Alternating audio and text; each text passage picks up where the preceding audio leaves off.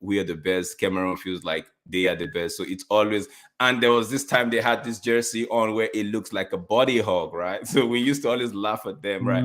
But Cameroon, Indomitable Lions, who playing the national elephants of Guinea.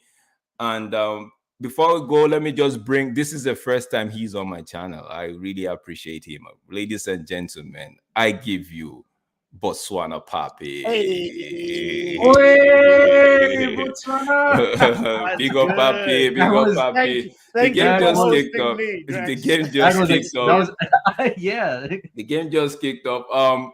It's just early days. So what I'm gonna come to Papi first. Papi, what do you think? Do you think what's the result like? You think we're gonna see something like the Ghana result yesterday, or you think it's gonna the thing about AFCON is so difficult to call, you know. I know, man. If you go for the simplistic answer and just go by name, Cameroon should win it. Should win. You know, the Lions should chew them up. But the other thing is there's been upsets. And, you know, Guinea, the underdog spirit, and, you know, they could actually turn up and surprise Cameroon. And for me, I just want to see some action. I want to see some. You know, like yesterday. Okay, I don't know. You yesterday when we were watching the Ghana game, my brother was like, "Yo, man, I just want Cape Verde to win, man. Right? It would basically like a spark because, like you rightly said, you don't know what to expect in the AFCON because first of all, when Nigeria was playing Equatorial Guinea, it was like it should be a walk in the park for Nigeria, right? But boom, it was a shocker. Equatorial Guinea took the lead, and we're like, wait, what's happening here? Yes. And it ended up being a draw. Then we moved on to the Egypt game. I was like, okay, Egypt is going to see Mozambique. And 58 minutes, Mozambique was leading. I'm like, wait, what's happening here? What is going on? What's going on? Egypt were lucky to get the penalty late into the added time. I think 97 minutes, Mo Salah stepped up and equalized. And then I was like, okay, the Ghana game might be different, right? Then came Ghana and Cape Verde took the lead. I'm like, wait, is there a script that these guys are actually reading that we don't even have an idea of? Is there a script that Ivory Coast actually passed around and said, you know what, this is how it's going to play this year? Also to add on to that, you know, even though Cameroon are unbeaten in 8 home games, the last time Cameroon and Guinea played, actually the last 2 times, Guinea have won versus Cameroon. So it's not something that we should be looking like, okay, it's a walk in the park for Cameroon today. No. And it's funny because let me just pull up for those people that actually my African faithfuls. Let me just pull up the AFCON faithfuls. Let me pull up the starting 11 so you guys see because names in there that I don't actually I'm actually saying, why is this person not playing, right? We have Anguissa, yeah. I know this guy. Yeah. He used to play for FC Fulham. Yeah, so we have Onana. Of course, is not starting because I think he's in the stadium though. Apparently, I know.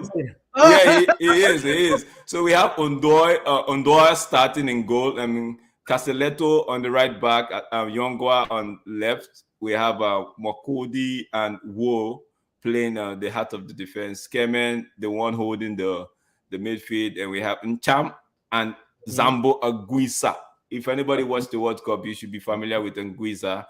Then in the middle, then we have Toko Ekambi. I like this guy. I don't know why. I like Toko Ekambi. Legon, he plays. I haven't Maghreb. I haven't really seen much of Maghreb, but I think Nkodu is a speed merchant, right? So that's Cameroon. Then for Guinea, honestly, I tell you no lie, I really don't. I think apart from Kamara, don't really.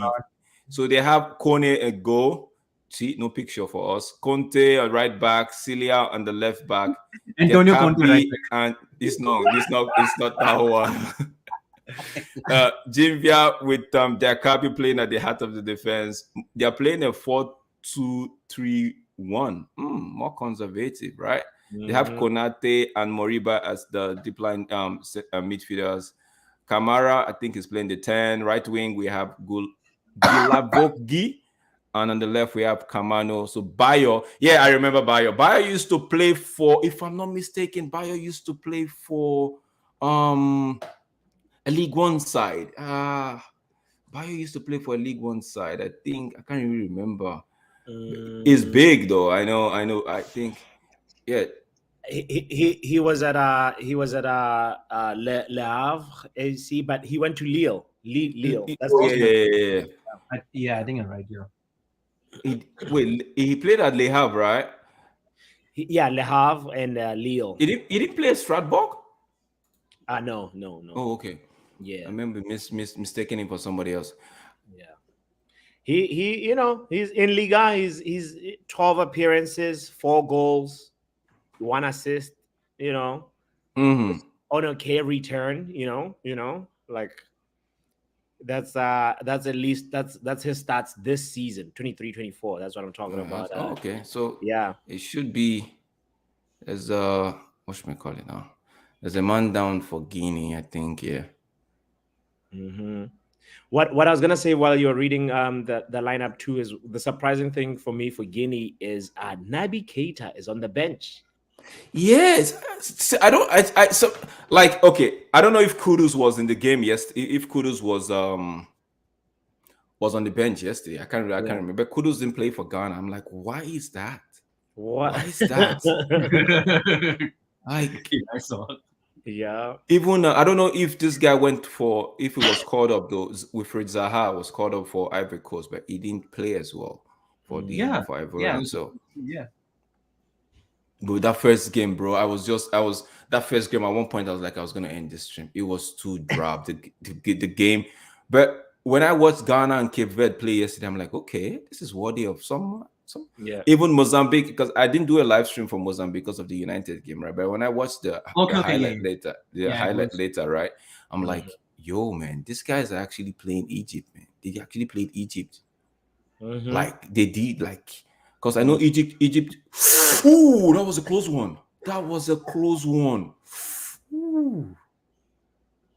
Are we going to see a Cape Verde Ghana game today again? Because that was a very good header. Yeah, man. Should have just directed. That was a good header, man. I think in my opinion, right? I think Ghana missed out on Thomas Partey probably. I think Ghana missed out on Thomas Partey. Yeah, maybe. No, they had maybe you could say that though, but I just felt like Ghana wasn't. I felt like they have maybe I'm thinking it might be my theory. They have something in Tana because they were not really playing the way I expected them to actually play yesterday. Like I know Cape Verde no pushovers, right? But they were not there. Even it felt like, man, bro, these guys are playing some good football here, man. Yeah, Omo is saying like Bayo played in Lille with Angel Gomez. Yeah. Angel Gomez, wow, bro, that's like another youngster we have sold actually. No, but is he really lighting it? Is he really tearing it up where he is now? I have no clue. I've not. Because the last time I know he went to Bovista in is it Bovista or Guimarães in Portugal from Lille, but I haven't really heard anything about him. But why is Abubakar not starting in this game? Toko Ekambi could have come from the left and Abubakar on the main striker. Ooh, word. That's because actually I didn't notice that Abubakar is not on. He's not on. No, he might be injured. He might be injured. Oh, okay. Yeah, I think that's what it is. He has a little. Abubakar is a beast, like, man, that guy. He did this thing where he said he will because his injury actually happened a while ago and he's gonna recover during the tournament and hopefully play when Cameroon makes it to the later stages. Because that's what GB was saying. What a save from the my days. No. And it's Guinea just scored. Just scored, bro. Guinea's just scored. There's an upset again. There's an upset again, as we all mentioned earlier. Wow. This is gonna be an interesting mountain for Cameroon for sure. Oh my! I think they are calling a foul somewhere. There's a player down, right? Some appeals. Man, you could join up. Yeah. I know, Omo. I know you. You say I follow my youth. Is it? I know. Almost trying to throw a slight. He's just doing it a little bit. Just the dig at the club. I get you, Omo. I see you. Okay. Daddy Rex was in the house. Oh yeah. There's a new name. Sancho's dad. Is that his new name? Oh my. Yeah. So we can't blame Onana for that error, says Munch. No, but that was a good finish, right? That was a good finish. Yeah. It's not like he put it right underneath the goalkeeper, because the goalkeeper came to close the angle, but he just put it on the floor. See, easy. Wow. Wow. The scenes from the fans as well. What are they trying to do? Are they playing out from the back? What is this nonsense? No. I think there was prior to before the goal, right? The keeper kicked long to the right wing. They lost the ball there, and the keeper made a save. Then the keeper made a save. Yeah. Then that guy, whoever went to like block the ball, got injured, right? And so maybe the keeper was anticipating that the referee is going to blow the whistle, but he didn't. He played. All the way to the blow. Now it's interesting. Yeah, not the favorite taking the lead or favorite struggling like Nigeria did against Equatorial Guinea. Like now, yes, I want to see good football. My brother actually called it yesterday. He was like, maybe the tournament would start slow and maybe pick up the pace as it goes. I think so, yeah.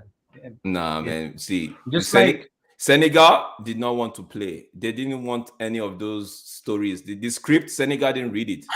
Senegal just said, screw that script. And we were not reading that. Put 3 past these guys onto the next one. On to the next. Bro. It's a good finish, though. Papi, who's your whatchamacallit now? Who do you think? Who are you tipping to win the thing? You know, just because of where I'm from, I have to go with South Africa right now, even though they're not. They haven't played yet. I have to go. We will be there. We will be there. You know, but no, you can't write them off though, because that was a close one. Anguissa, that was a close one, man. You know the thing with us. Oh, that was so close. I just saw it. I'm like a few seconds behind you. The thing with South Africa, let me see if I got. They have a very, very organized league. You know, actually, Samuel Eto'o was talking about this the other day, saying they actually have he considers it one of the best domestic leagues. South Africa Premier League, right? Yeah. They have because they have a lot of funding. They have, you know, their league is smooth. Yeah. Very. They've got a guy called Patrick Motsepe. I think that's his name. Sorry, I keep forgetting his I'm not familiar with names. But he's a billionaire. He's the guy that, like, actually when Barcelona went to go play in South Africa, he's the guy that was like that put him there. Yeah. He's a big tycoon, and South African tycoon, and he is, you know, a champion for football. And with good investment, you can actually get your league to do well, and by so doing, your standard of football. My take is they have the play for the African Cup of Nations. They have players that's in their own league that could actually pose a problem for any of the players from the European scene, right? So why is this guy effing Cameroon, bro? Don't do that.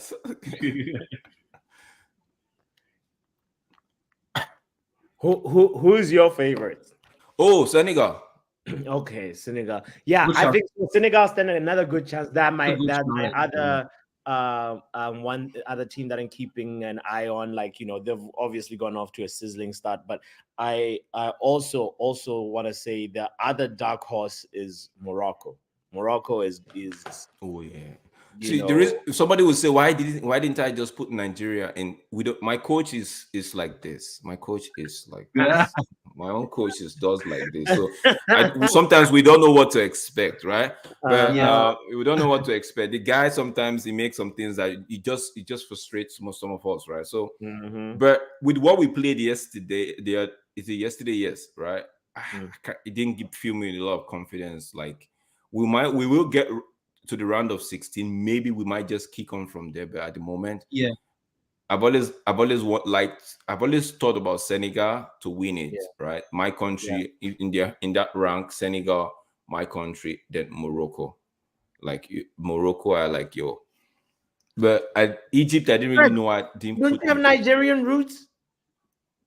I'm pure Nigerian, bro. Yeah. What was so you're like? What? Are you denouncing it? Did I hear you properly right now? No, I said one of the reasons why I'm not really tipping my country to win it is because of my coach. My coach is like this. His own ways we can't even predict. We don't know what he's gonna do. Like yesterday when we were watching the game, I kept screaming, "Take Iwobi off, bring Iheanacho. Let Iheanacho play the 10, right?" I'm like, let Iheanacho play the 10, right? Exactly. For the last 20 minutes behind Osimhen. Osimhen actually missed a clear one-on-one opportunity yesterday. He missed that one-on-one, and I would have to forgive him, but that should have been for Osimhen. That's bread and butter, but I don't know. It happens. It does happen. It's football, right? Yeah. So that's why yesterday I couldn't really blame it on the coach. Like if Osimhen has taken his chances, took his chances, then in the first half, Zaidu had the chance to tap it into the empty post, but he put it up. So if we had taken our chance, if we were clinical enough, maybe it would have been a different story before the coach, right? But he should have taken. Iwobi was tired after 70 minutes. Iwobi was tired. He just kept playing Iwobi until like 90. Is it 89 or the 90th minute? I'm like, why are you taking him off? It's kind of like similar to like rashford, you know. This guy is pissed. Big up to you. Felbet 237. He is pissed. He say, like he see what he's saying. Common ordinary Guinea, you can't beat. This guy is pissed. Like I didn't expect Guinea to take the lead, though, honestly. Yes. I did not expect Guinea to take it. If not for what Papi said, okay, since the last couple early of days, Guinea have had an upper hand, right? But I did not expect them to take the lead, honestly. Yeah. Oh, and that was a very good tackle by what is his name? Castelletto. What time are you on, Papi? I'm actually just refreshed, and it's now on after the Castelletto tackle. So probably the clock. 17:40. Okay, I'm on 17:56. Let me go back 15 seconds. Oh, nice. So you should be on 17:52 now? Yes. Good. So we could scream together. There we go. What about you, Sashiv? What time are you on? Sashiv is in Australia, so you should expect Sashiv to be like the pictures are gonna arrive 5 minutes later. Bro, I'm way too behind, man. I couldn't find like any other streams right now. That's Do you want me to leave this thing on, or I should take it off? That's fine. It's fine. Yeah, no, it's fine. It's all right. Whatever. Guys, if you're just tuning in, this is the African Cup of Nations game between Cameroon. It's a watch along between Cameroon and Guinea. They like to call themselves the indomitable lions of Cameroon, and the Guineans call themselves the national elephant. So we're gonna see. It's right now. It feels like the elephant and trampled upon the lions, and let's see if the lions will actually respond. But at the moment, the elephants are proven to be the king of the jungle at the moment. So we'll wait and see. It is actually a very good question. In the safari, which one is moving? And an elephant meets a lion. So So if you're just joining in, please don't forget to like, right? We're streaming on Football Power Hour. We're streaming on Mark MEFC Fan TV, as well as Kenny Fan TV and Diop Sports, right? So do give these guys a follow, do like and subscribe. Okay, Manche saying he will join at halftime. That's okay. That's okay for Manche. That's fine. Yeah. So please do subscribe. I think Football Power Hour, where are you at your sub? I think you're about 2 or 3 away from 1K, or you passed 1K. Oh, already. Nearly on 900, right? Almost 900. Almost 900. Almost 900. Okay. Yeah. So please get my bro to 900. Get him to 900. I think Kenny Fan TV should be nearing 100 as well. Please I'm just. Okay, it's Mark that is getting to 100. Please. No, it's not me. Get Mark to about 100. We could do it. Show some love. Yeah, show some love. It's easy. You just have to. All you need to do is just right now, as we're talking, you could just click the X button, go on the subscribe, go on the like, then click back on the live chat, and you're with us. There we go. It's easy. Thank you so much. If you love African football like we do here, it's at the moment it feels like a shocker to us, right? The Guineans actually they took and it was a good goal. It wasn't as if it was a fluke goal. It was a good goal. So that was a good finish as well. Even the Cape Verde game yesterday, they scored 2 good goals. Yeah. Oh, and Cameroon are already starting to get frustrated right now. You know. Yeah. You can tell just like the real United, kind of, Sorry, but I have to joke on that, bro. Do you remember the 2010 World Cup when Cameroon pulled up with one body hug of a jersey? I remember that design. Whoever designed that jersey, they were all looking like they just came out of the gym, man. Like, yo, they were ready, like they were looking intimidating. Like, if you look at them, like, yo, are these guys coming to play football or are just coming to do something else? Like, right. Yo. To be fair, I'll be honest with you. I think Copa America, it's just a lot of like roughness and stuff. Like, it's just madness. Copa America for me is like the most fights I've seen so far. There's a lot of arguing. There's a lot of dark art in that one.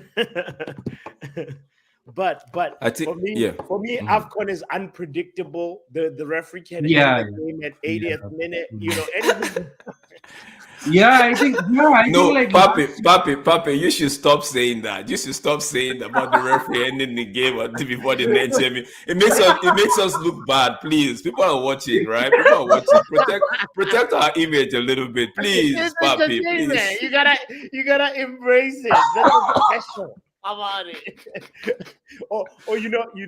Drex, my favorite one is there was a player on a stretcher that was about to get medical treatment, and they, how they drive using the golf cart. The golf cart hit the player on the shoulder, the injured player on the shoulder, and he's like, "What are you doing? What are you doing?"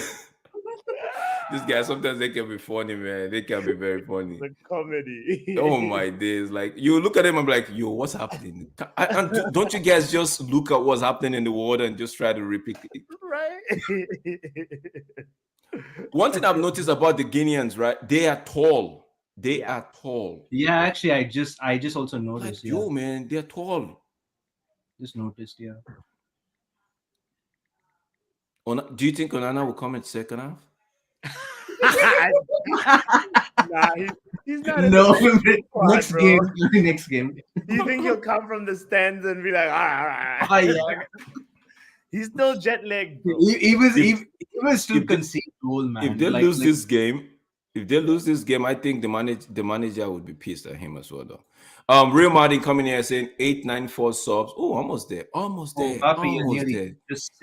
there. Somebody joined us since yesterday. Big new person. Everyone else also. Man, big up for whoever joined yesterday. Big up to you. It's Oh man, you just took us closer to the 1K sub for Football Power Hour. We really appreciate you. Right, we really Greg. appreciate you. The next step should be 1K. I'm gonna Yeah. start. Like, it's always like one subscriber at a time. I love the Yeah. organic growth. Yeah. Obviously, would love the channels to grow faster, but the slow organic growth where everybody of course, yeah, is involved and a part of the conversation, a part of the experience, a part of the watch alongs and the football opinions exchanging. That's what it's all about, That's what the space is all about. And I appreciate everybody who's with us right now. Make sure you like, guys. Make sure you subscribe. Make sure you like. It helps the channel grow, and it helps the channel grow, man.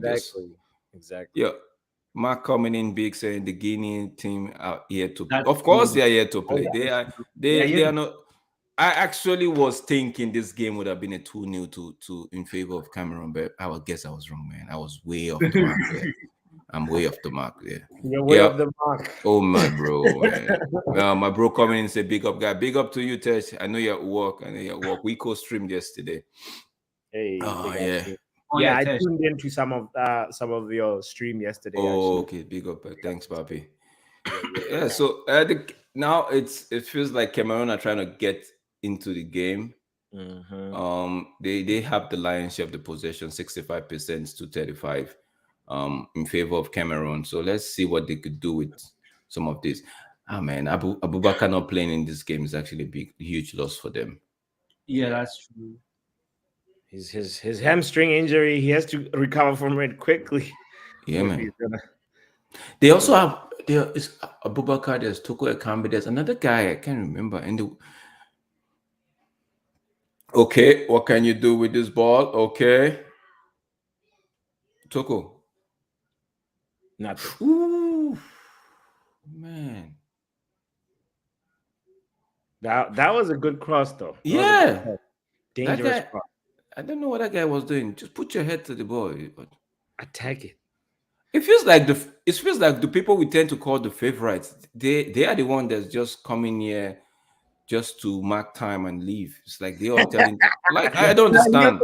Vibes. Yeah, man. Like the ones we tend to call the underdogs are taking this thing serious. That's why you say I like the team like the Senegalese team. They don't mess around, bro. No. Go in there. If the game is tough, the game is tough for them. But they go in there, do what they have to do. I think Drax, it's kind of just like a World Cup, like a World Cup 2022. It is very similar, like just like Saudi Arabia, even though they were that close to making to the round of 16. Yeah, but they still beat the current World Cup champions as well. I was literally watching that game with my friends as well. I was like, wow, that was an upset. Yeah. But no, for Ghana yesterday, I can't really call it much of an upset, right? Ghana no. Coming into this competition, Ghana haven't been that team that you would say, okay, would come into the competition and tear it up, like you light it up. No, they've actually not been something like they've not been able to get their form up there. So if Equatorial Guinea had won Nigeria yesterday, then that would have oh my days. My Twitter NG would have been scattered.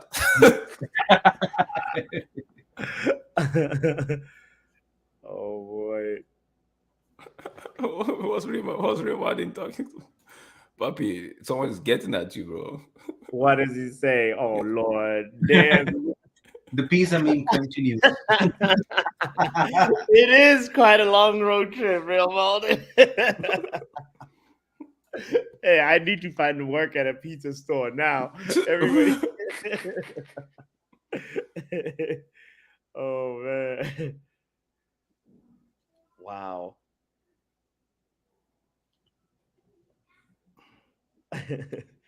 Were you opportune to did you actually take a sneak peek at the Ivory Coast game? The opening game? No. That one I did not see. I was actually working at the pizza store.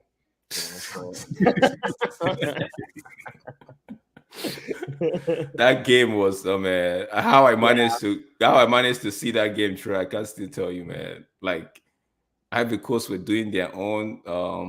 Guinea-Bissau were just playing as towards the end of the game. Yeah. Towards the end of the game, Guinea-Bissau actually had chances, but they just couldn't take it. The captain was trying to orchestrate things from the middle, right? But yeah, the forward line was just was blunt, man. It was too blunt. Because actually, so now Guinea-Bissau is what, fourth in? Yeah, Guinea-Bissau. Yeah, that's the group where my country is. Guinea-Bissau is fourth. You guys are third. Yeah. My brother was screaming yesterday. Don't these guys realize that we are third? We are third. I'm like, bro. I just saw your group. I'm like, we're third. Okay. Mm-hmm. Oh, let's see what this people. What was that? What were you thinking? Uh-oh. It's not Onana in goal. Don't try that lob.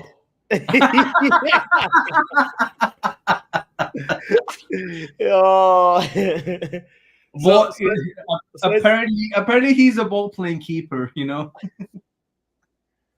Try that lob though. That was a good lob though. Oh, what was I gonna say? Like the it looks like Guinea's playing counter-attack FC. Yes, that's what I think that's what they're doing. They soak the pressure. Yeah. Soak pressure and then try and catch Cameroon on the break.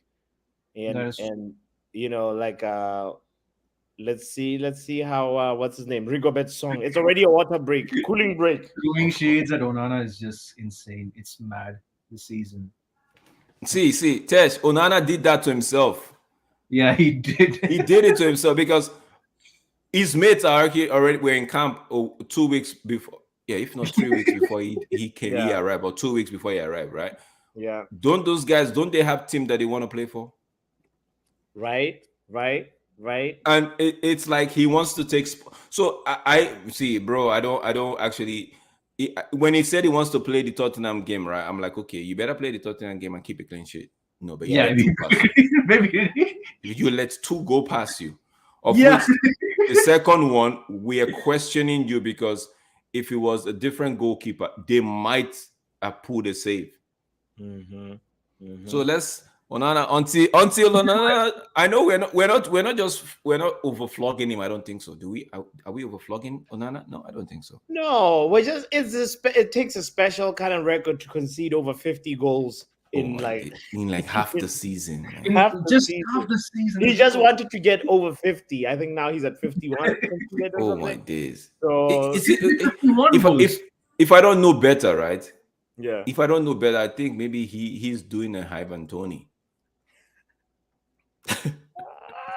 Because maybe he has told somebody, like, you know what, I'm gonna concede 50 goals before the end of January, man. Because I didn't see a point why he stayed back yesterday. I didn't see any point.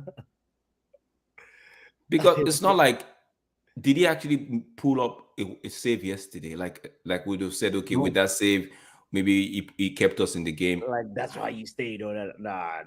No. He didn't. So he might as well have had Bayanda in goal, and maybe that ball that Onana let in, maybe Bayanda would have just stood tall because he's tall, and the ball hit him on his shoulder or somewhere. And it's also just a matter of just getting some practice, getting some building some chemistry with your teammates, you know? Yeah. And he wasn't given that opportunity. So it's gonna be harder to judge Bayanda as a number 2. It's just like it's gonna be hard on him. It's gonna be hard, you know. Tess coming in and say he's determined to bring United. And he stayed behind. He's determined to do what? Onana is determined to bring United down, and he stayed behind.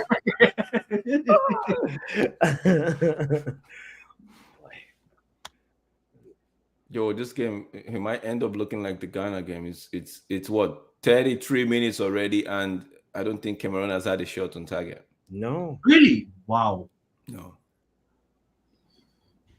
They've been trying to carve out the chance, right? An opportunity, but it seemed the back line of the Guineans, they're not just having it today. I guess they're playing like 3-5-1 or something. I think they're playing 3-5-1 formation, I believe. All right. Oh, I think 4-5-1 or 3. Yeah, I don't know. Yeah, 3-6-1 maybe. No. The Gambia is playing. You could actually say 4-5-1, which is like 4-2-3-1. So they have two defensive, two pivot, right? So defensive midfielders actually sitting protecting the back four. So meanwhile, Cameroon is playing 3-1-6.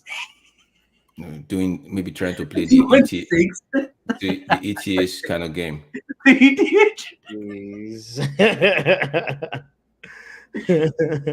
Stone Cold Steve Austin settings, bro. Cameroon might get a goal, but I don't know.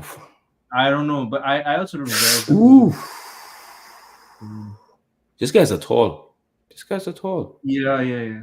I have to ask my friend that's been to Gambia to Guinea to ask him. Especially that number 20 guy. He looks really tall. That all bounces. That's how that's how the coach selects his players. He's like, if you're tall, come this way. He's making like the Sean Dyche type of Burnley. You remember? Yeah. Huge, tall, long people. Yeah. As long as you're tall, you fit. That's one criteria. Shay, big up, man. Hey, shout out to you, Shay. Big up, man. Good luck to your game against Palace. It's going to be tough. Is it today? The weekend? Weekend, yeah. It's in a weekend. Palace have lost. Palace have lost only 2 players to this AFCON. I think 2 or 3. I think it's just Jordan Ayew, I believe. Oh really? Just one? I think Jordan Ayew and maybe Schlupp. I think Schlupp. Because I think Schlupp is Ghanaian. So yeah, I think it's 2 players. Yeah. So I think they will still have Eze and okay, Cameroon on the attack. What can they do? Give him nice. Defender stepped up real good. That was good defense. Story of the day: good defense by Guinea. Yeah. Good defense. Mm-hmm. Oh my days, that's a good flick. Okay, find the man. Good. No, man, what were you thinking, bro?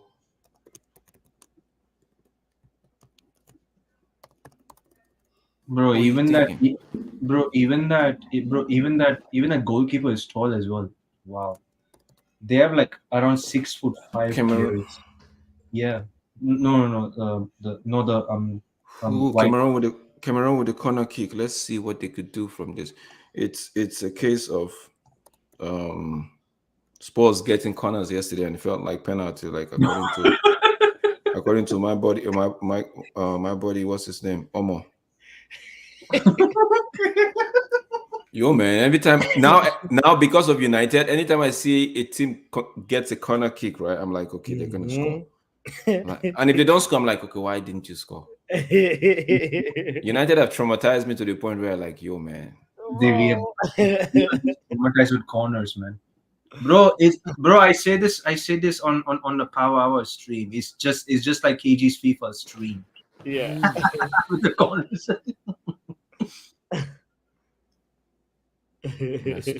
That's too deep.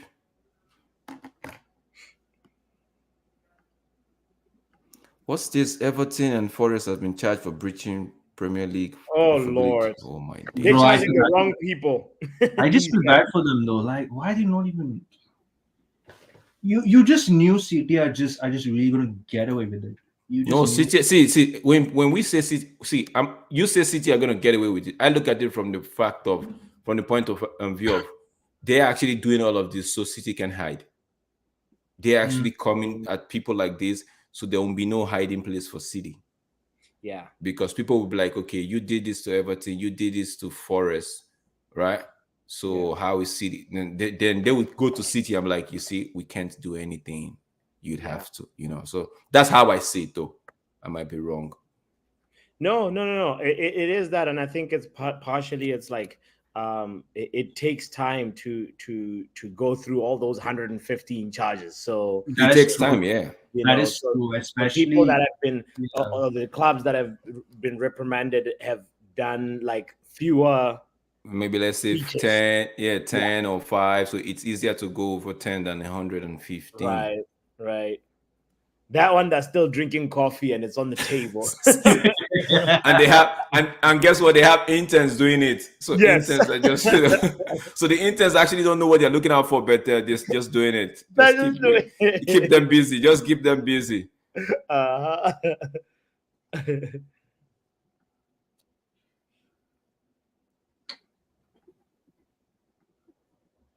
All right, Guinea's holding up. It's just the 5 minutes till halftime.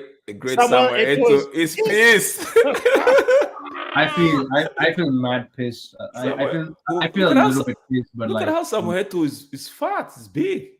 Yeah, that's the AFCON all-time top goal scorer. Right, man. That guy knows how to.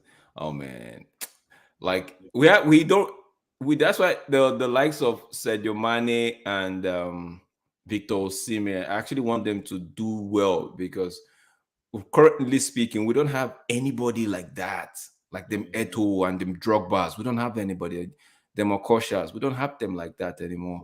No.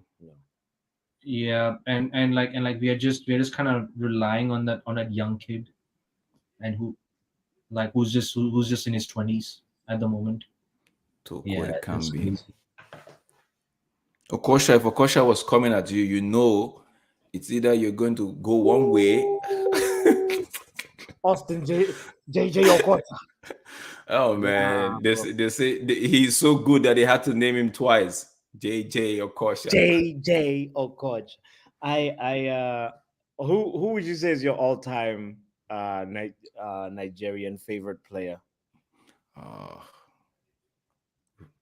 People tend to say, for me, we had Finidi George. Mm-hmm. We had it's still Okocha, because it's still the one that actually would like you get you off your seat, right? We had other players. We had Oruma. We had we had Olise, Sunday Olise. Sunday Olise was a beast of a defensive midfield. You can't go like that guy. Did you just see how this Guinea dribbled that guy, right? Yeah, bro. Who's this kid? Yesterday it was Cape Verde just defiling the Ghanaians, just not making them at ease. Yay. That, for me, that's one other exciting thing about AFCON. The skills, bro. Yeah. So everybody wants get out. Nice. That was amazing control. Amazing control by Guinea's number 18. Yeah. Sheesh. Bro, man. See the way he did it. I'm like, yo, just go. Continue the race. Continue. Yeah. Kamara, yeah. Solid. Cameroon, you have chances now. Make it count. Yeah, just make it count. What's up, Taco Salamanca? Big up to you. Thank you for joining, Taco. Yeah, big up, Taco, man. Hit the like button, please. And it's the chill along. Cameroon versus Guinea. Stress-free along. Stress-free along. You know, Man United is not playing. No, there's nothing attached to it, so it's stress-free. No more United for 2 weeks. Woohoo! At least we can be 2 weeks of freedom just before we. No, but honestly, you guys say 2 weeks of freedom. Me, I say, man, 2 weeks of not seeing United plays is tough. Yeah, exactly. See, the relationship with me and United is like, man, you can't. It's like those ones that the what's me call it, the therapist will be saying, you'd have to walk away. You'd have to walk away. And I'll be like, no, I'll walk away. But when I go home, I'm the one bringing flowers. Yeah, no.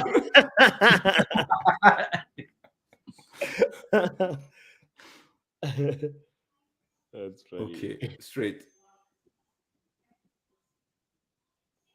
Ooh. Keeper's ball, easy. All day, every day. Magri, I haven't really seen you in this game. Yeah. I mean, we haven't really seen. I haven't seen any Cameroon players impose themselves really. Like, yeah, true. so Even far. in Guisa that knows how to control the midfield, I haven't seen him do anything. That's true. Same.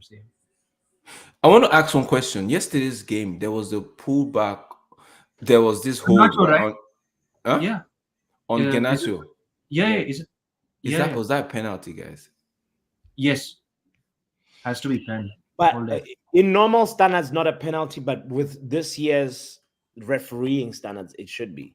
Of course, because if it was outside if I always used to say this, if it was outside the 18 yard, they would have blown that as a foul. They would have called it a foul. Yes.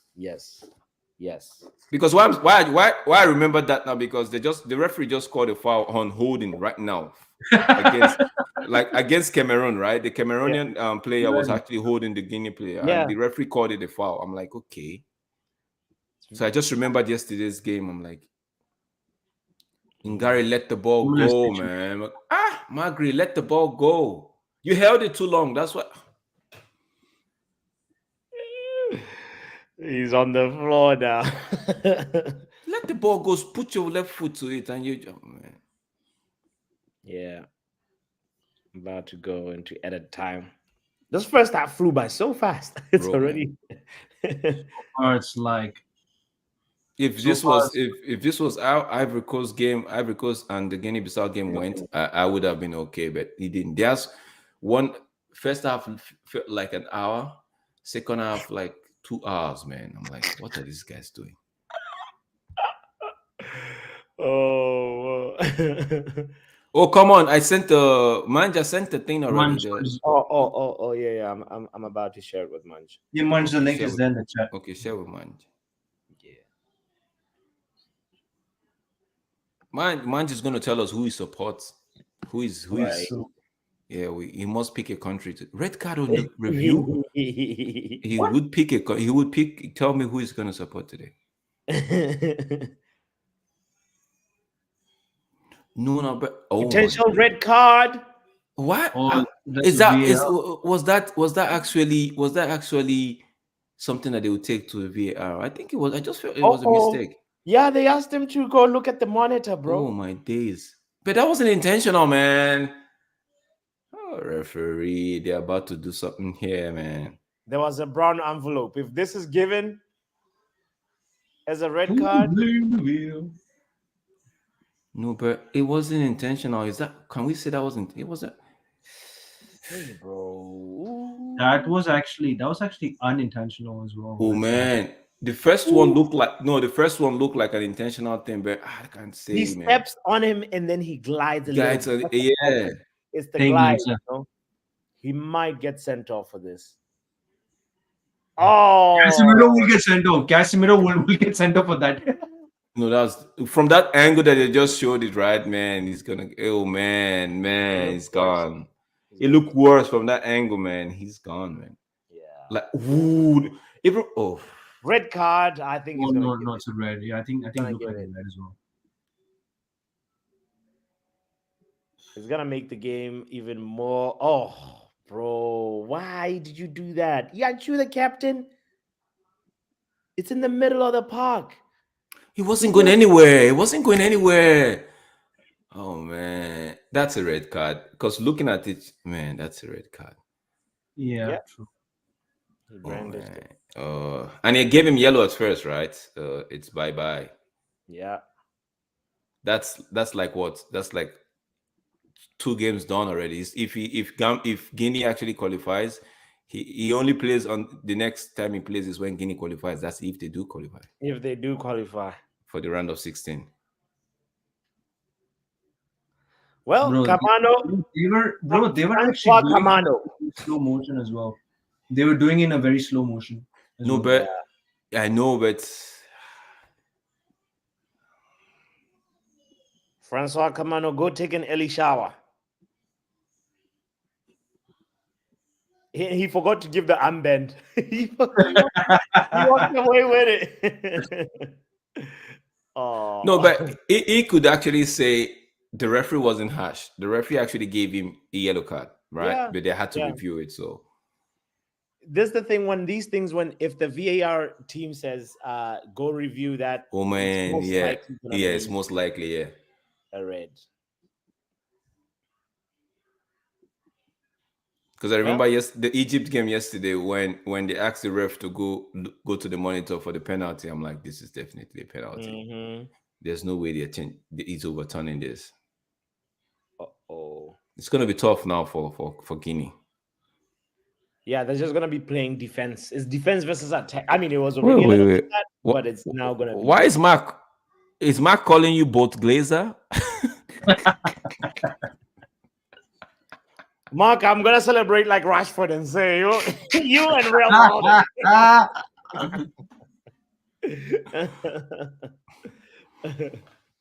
Why didn't Rashford do the thing yesterday? Why did he have to do this? Like, yo, man, just go give us your. Yeah, you could have done the normal celebration. I wouldn't mind that celebration. I like that. I like it from last season. I don't know why do you do that. It shows us where his mind has been. He's been listening too much. Yeah, he's been listening too much. Yeah, that's why. Yeah, you're right. You're 100%, man. Probably. You should have just done this and said, "Yeah, I'm still keeping my concentration." Or even do the Harry Maguire. Yeah.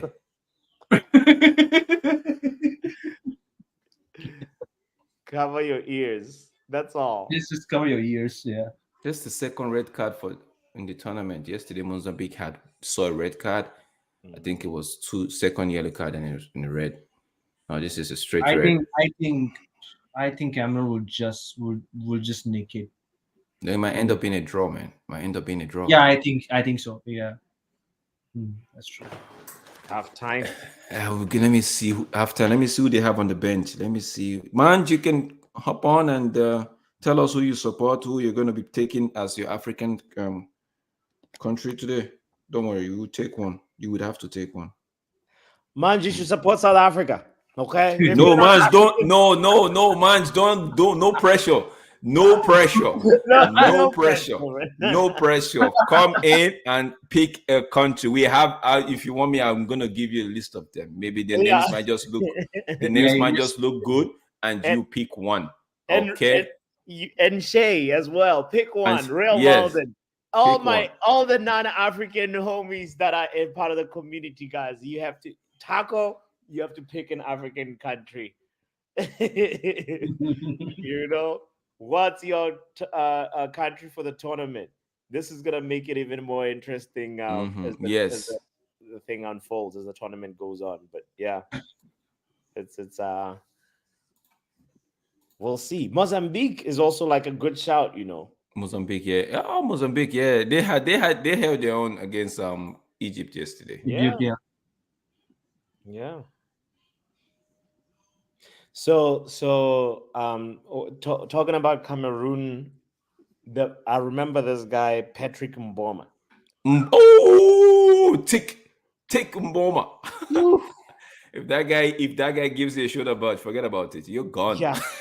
Yo. There's a guy called Skycrab92. He says Cameroon hired Song as coach just because he's Eto's friend. He failed horribly as a youth coach. Cameroon won't go through the group stage. Oh, really? You think so, Sky? But now Cameroon have a man advantage in this game. Yeah. Don't you think they might come back and just nick this one 2-1? I think who's in their group again? They have Senegal. Okay. Yeah, Senegal is tough though. Yeah. They have Senegal. Is onto something though, because he is, yeah.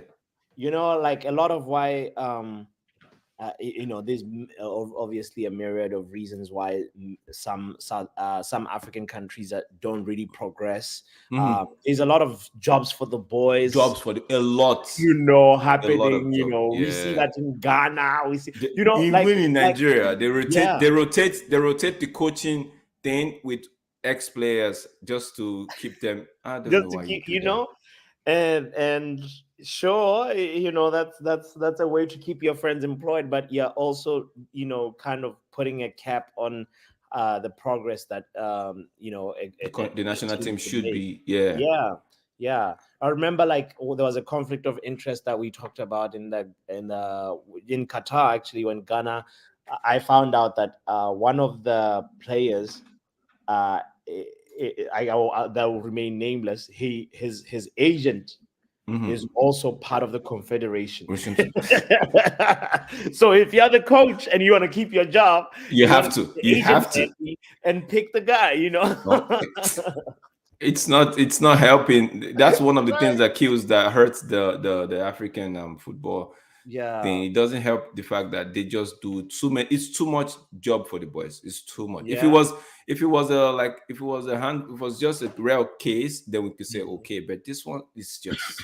I think Sky Crab is actually a Cameroonian. I do, from the way he might sound like he.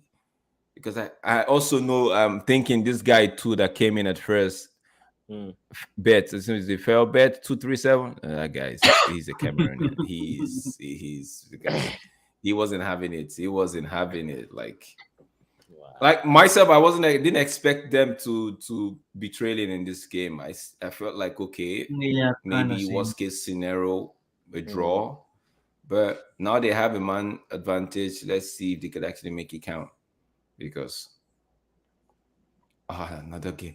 I don't think I'll be doing the watch along for the Algeria Angola game because I have another commitment. But that game, it looks like it might be a tough one as well. It might be a tough one because Angola in recent years, in the past 3 years, they've been stepping up. They've been stepping up their play. They've actually improved in terms of their performance, right? So yeah. This is kind of funny. We're at the halftime mark, guys. Like, I would say Guinea hasn't done anything ever since they scored. Honestly, it felt like the no disrespect, but it felt like the Eddie Howe kind of thing. Just could get to go and sit back, get the goal, sit back, and relax. And relax and see. Let's see what these guys are made of. If they break us down, fine. If they can't, then we win. And it's gonna be interesting, especially in the second half, because Cameroon has to go all out, and if they go all out, sometimes they might end up also making a mistake. They open the back door, and these guys might just capitalize and go 2 goals up. Yeah, which should make Group C interesting at the end of the day. But I also like, I guess that for me, that refereeing decision is like, he gave a yellow and we should have just kept it a yellow. Anthony Taylor would allow that. I think I should have. I think I agree with you. He should have just said, you know what, I let it be. I just let it be. But it's a controversy is what we love also. So let's it's gonna make the game even more interesting. But the goal Guinea scored, it was the Cameroon player that actually passed the ball back. True. Yeah. And I don't know what he was thinking. Okay, let's hear Manj. Manj, pick up Space Jam. Space Jam in the building. How are you? Space Jam, man. Space Jam is chilling today, man. No stress today. No stress. We are all in the space. We're all in the space. Okay, man. We're not gonna waste time. We're not gonna waste time with this. Before you get corrupted, let's just go straight to this. No wasting of time. Let's just do this. I don't want anybody corrupting you. You have to pick one right immediately. Can you see my screen? Yeah. Okay, now there's Ivory Coast, there's Equatorial Guinea, there's Nigeria, there's Guinea-Bissau, Cape Verde, Egypt, Mozambique, Ghana, Senegal, Guinea, Cameroon, Gambia, Algeria, Angola, Burkina Faso, Mauritania, Mali, Namibia, South Africa. Yeah, South Africa. See, if Manj goes for South Africa, then I know it's pressure. Then I know Papi has something on him. Papi has a video of him doing something wrong, and he didn't pay me, Yeah, so let me just finish this now. We have DRC Congo, we have Morocco, Tanzania, and Zambia in this competition. So you'd have to pick one. So I'm going to go slowly go over so you can actually see it again. And that's easy. Okay. I already made a pick. Okay, you already made a pick. What is it? I like that. All I'm saying, Manj, is before you announce. Don't. Passport. Okay, all right. You can't do what they played today, but the pictures went out for about half an hour. You know which game I'm talking about? The 2 o'clock game. Oh, the Senegal. Yeah. I picked Senegal from the start. Oh, you pick Senegal for instance. So Okay. you are That's so not bad so shot. now it makes it interesting. So you are Senegal already. So we know Manj is Senegal. Okay. Yeah. So All right. hey, Manj pick the easier one. Right. He went Guys, for the Yeah, man. defending Okay. champion. Yeah. So It's easy. Kenny Fan TV should give us his own. Yeah. Manj picks Sadio Manj is Mane, Senegal. innit? You know what I mean? Sadio Mane, that's it.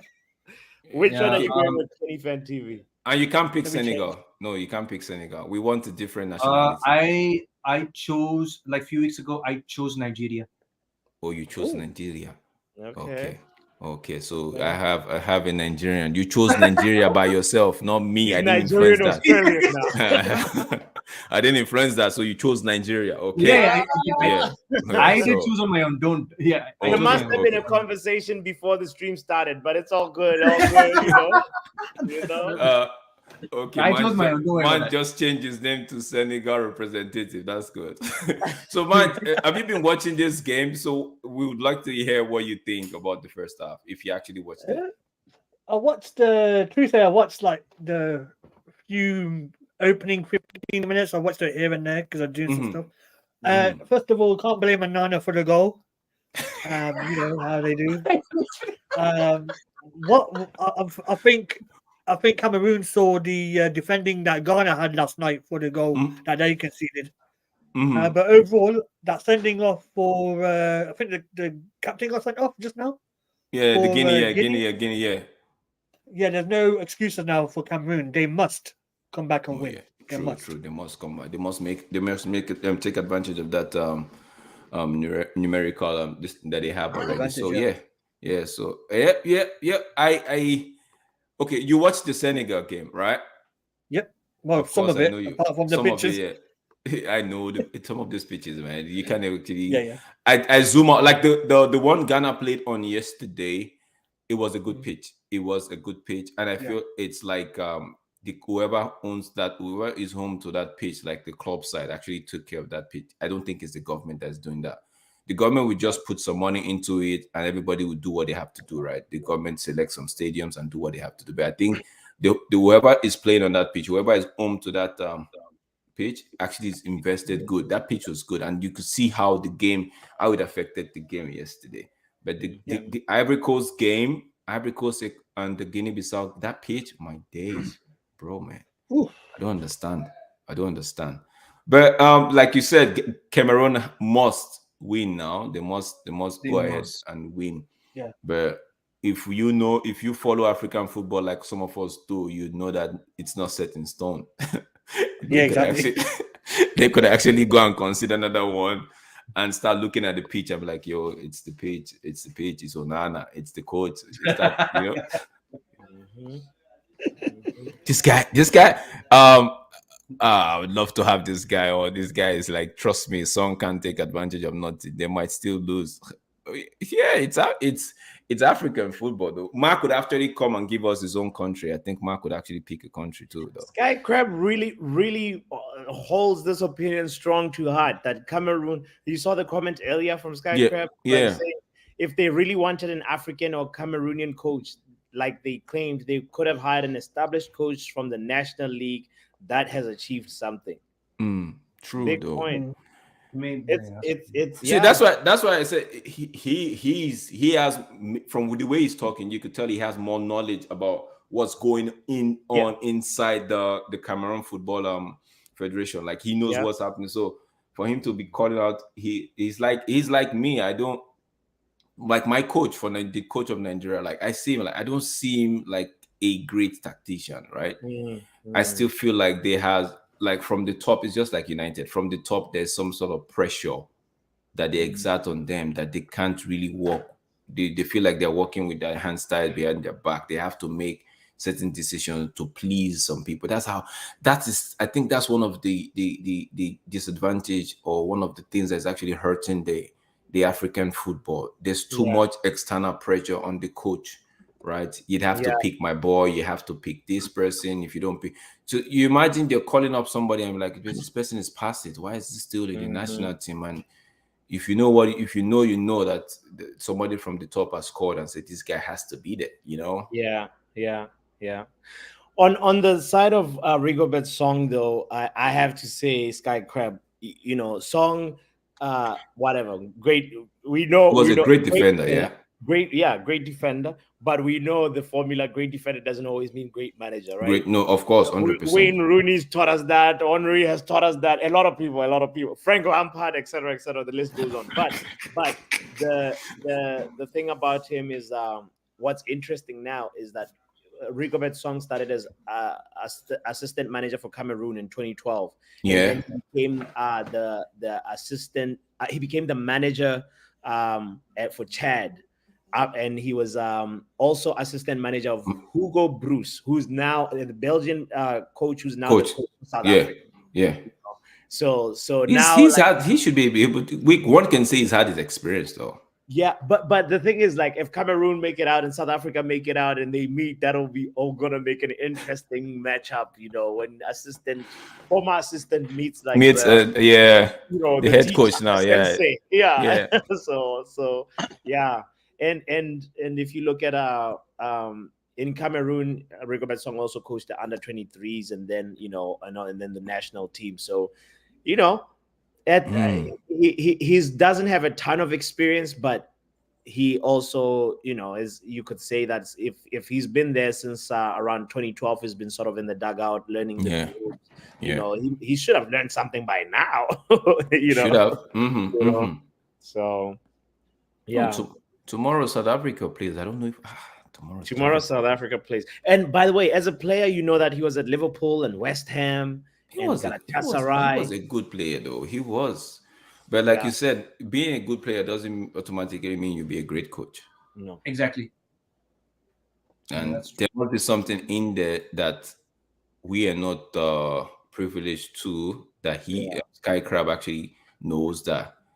Because but he did do well for them in the World Cup, though. He did. We shouldn't take that away. He did well for them in the World Cup. So maybe that's why they still said, okay, stay on, right? Yeah. And this time around, I mean, Sky Crab, if he loses to the Guinea coach, his name is Kabwa Diawara. Diawara has only been coaching Guinea since 2021. He's only got 21 matches under his belt. Just 3 years of experience. Okay. He just 3 years, 3 years. So no, but what would you say? What would you say about Chris Hughton losing to the coach of Cape Verde yesterday? Okay. And the coach of Cape Verde is actually from international, right? So it's not like it was hired. They was from Cape Verde. So Tacos and Xavi's also on that list of failed managers. Field manager, yeah.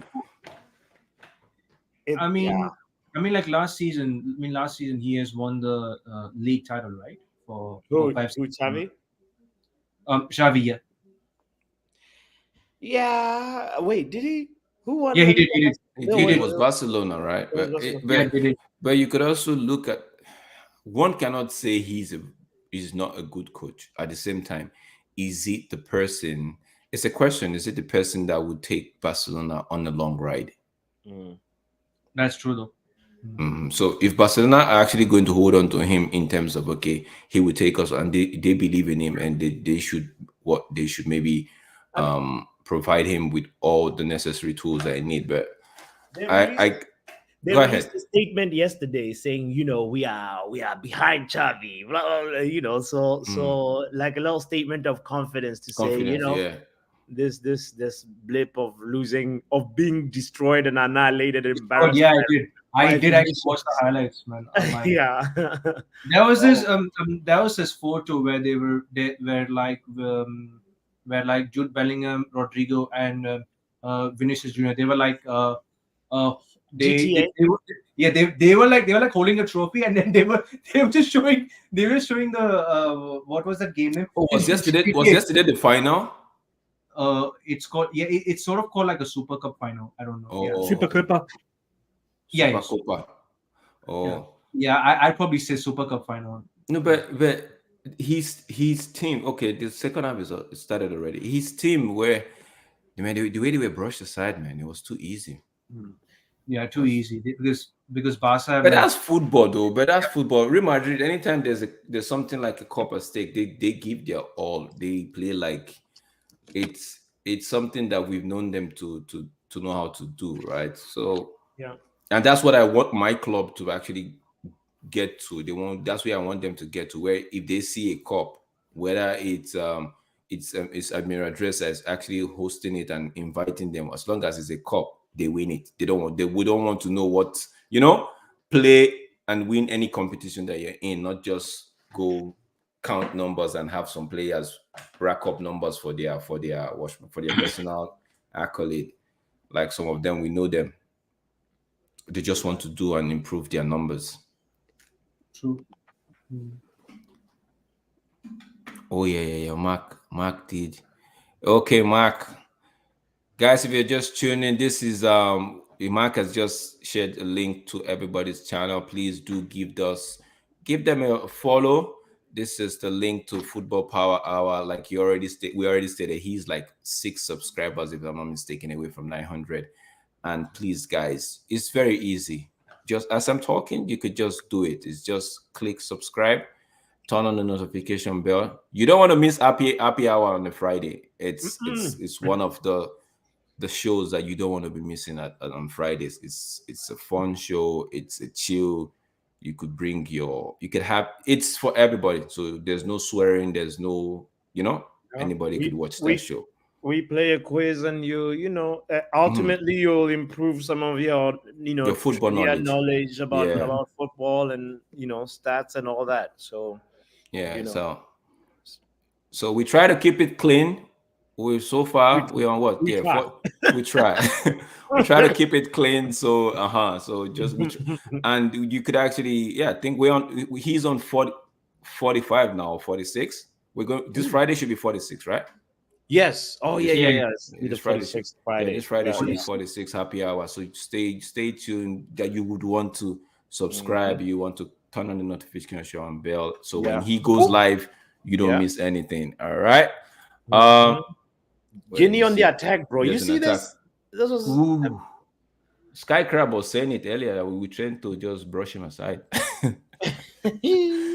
Okay, this is D-Hub. That's for D-Hub. That's my channel, D-Hub TV. You just click on the link, it takes you straight there. You see it's D-Hub Sport, but the handle is actually at D-Hub TV. Do give us a follow. We are on the road to 40 subscribers at the moment. We'll get there.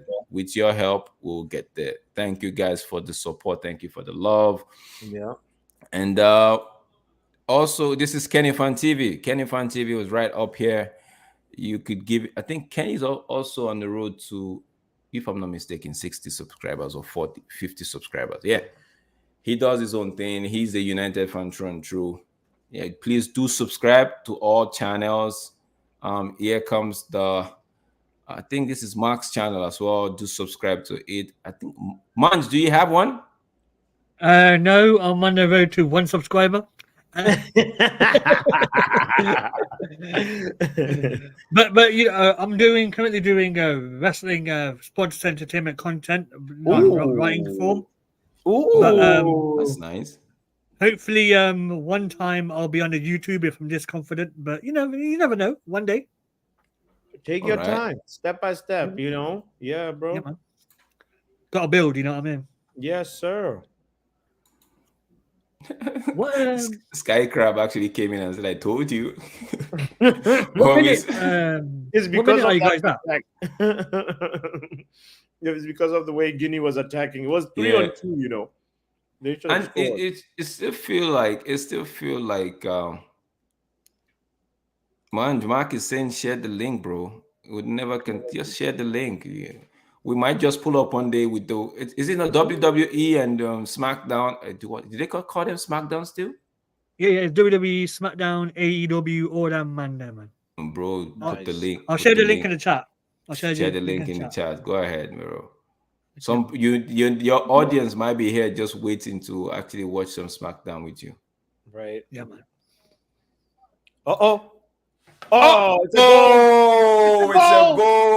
goal for Cameroon equalized. They just equalized. Goal they from must. Magri. that guy, we said actually they must. Manch was like, they must from this point, they must. Yeah. They must. Cameroon just pulled one back, Yeah, and they it's did an equalize. equalizer. This guy Magri is actually pissed. Like, yo, man. Somebody said something to him. That was a good head. I wish Yeah. Anyway, we're not gonna talk. No, don't. Hoyland can't do that. You know what I mean? Don't. Don't blame the English. You head the ball down. That's what you Hit do. the ball down. Not the one that you have to put it up. Yeah. I say, I don't know. Like you're right, Papi. I don't want to talk about it because that was an easy. We're gonna bypass that. That was easy 3-2, easy 3-2, and he just let it go. Oh, that was a good header, though. It was a good header and really nice cross as well. Yeah, even the goal Osimhen scored yesterday, he had to head it down. True. Head it down. Yes.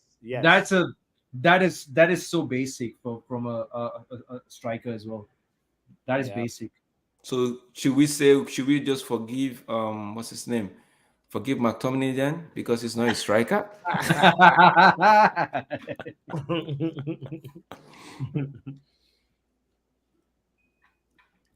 Leuven says, will Papi discuss his personal life with us once he reaches 1K?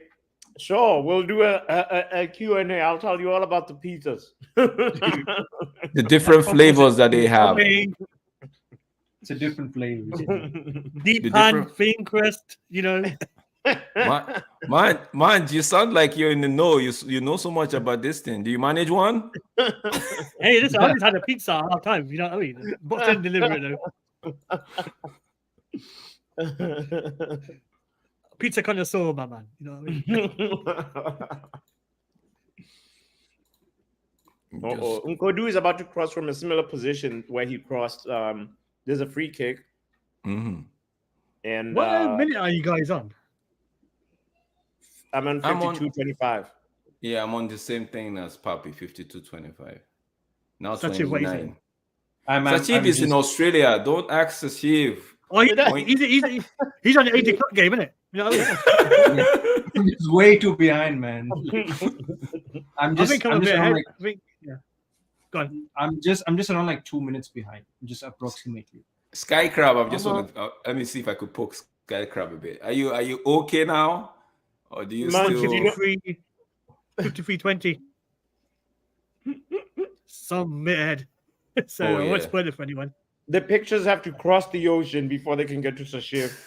And another I'll reach the ocean. Yeah. And somebody has to load it on though. Yeah. Oh, nice. Another. Oh, okay. They have. Now they're in the private chat. Somebody's good.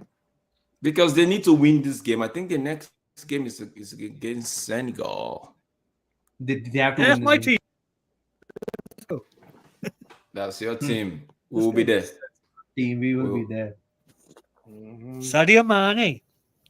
Best in the world. He's the best player in the world. Oh my days. Are you serious? Are you serious? Big up to like this James Redmond, man. This guy is just such a fantastic YouTuber, man. Really, absolutely fantastic YouTuber to watch.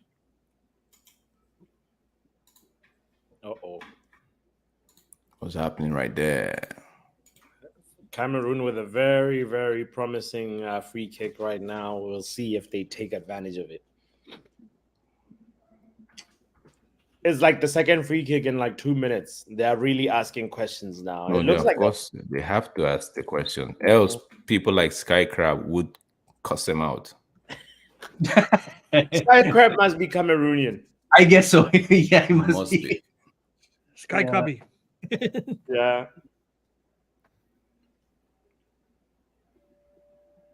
I was watching Asia Cup the other day, right? I didn't know India had a team. I was like, what? They do. The Indian Football League, or what they call it, it's a good league as well, though. Because I just watch cricket, and it's such I'm like, yo, they ain't gonna do nothing in football. Well, okay, they lost. Fair enough. Is it the IRL they call it? I think so. Indian Football Federation or something like that. I don't know. Sort of, I'm not sure as well. I've not. What was that? What was that free kick? It was a rocket. It's Bruno Fernandes. No, don't say that. No, please do not bring that up, man.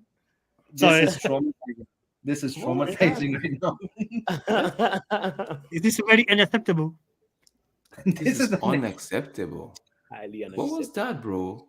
Bro, just Conte, man. Wait, is he watching this? Is he playing on the same pitch as what we're watching? Because it seems like he's aiming for the TV. For the fans. He's aiming for a banner. He's taking. Like he's aiming for his YouTube channel. He's seeing himself on the big screen, so he's saying, "Okay, maybe that's what I'm supposed to put the ball." Oh Lord. It looks like there's been a tactical substitution by the Guineans, yeah. Diawara. How Jawara. about Diawara? Gisa. I think he was from.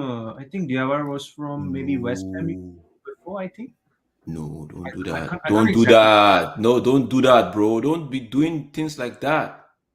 Yeah. No, as a player, he played at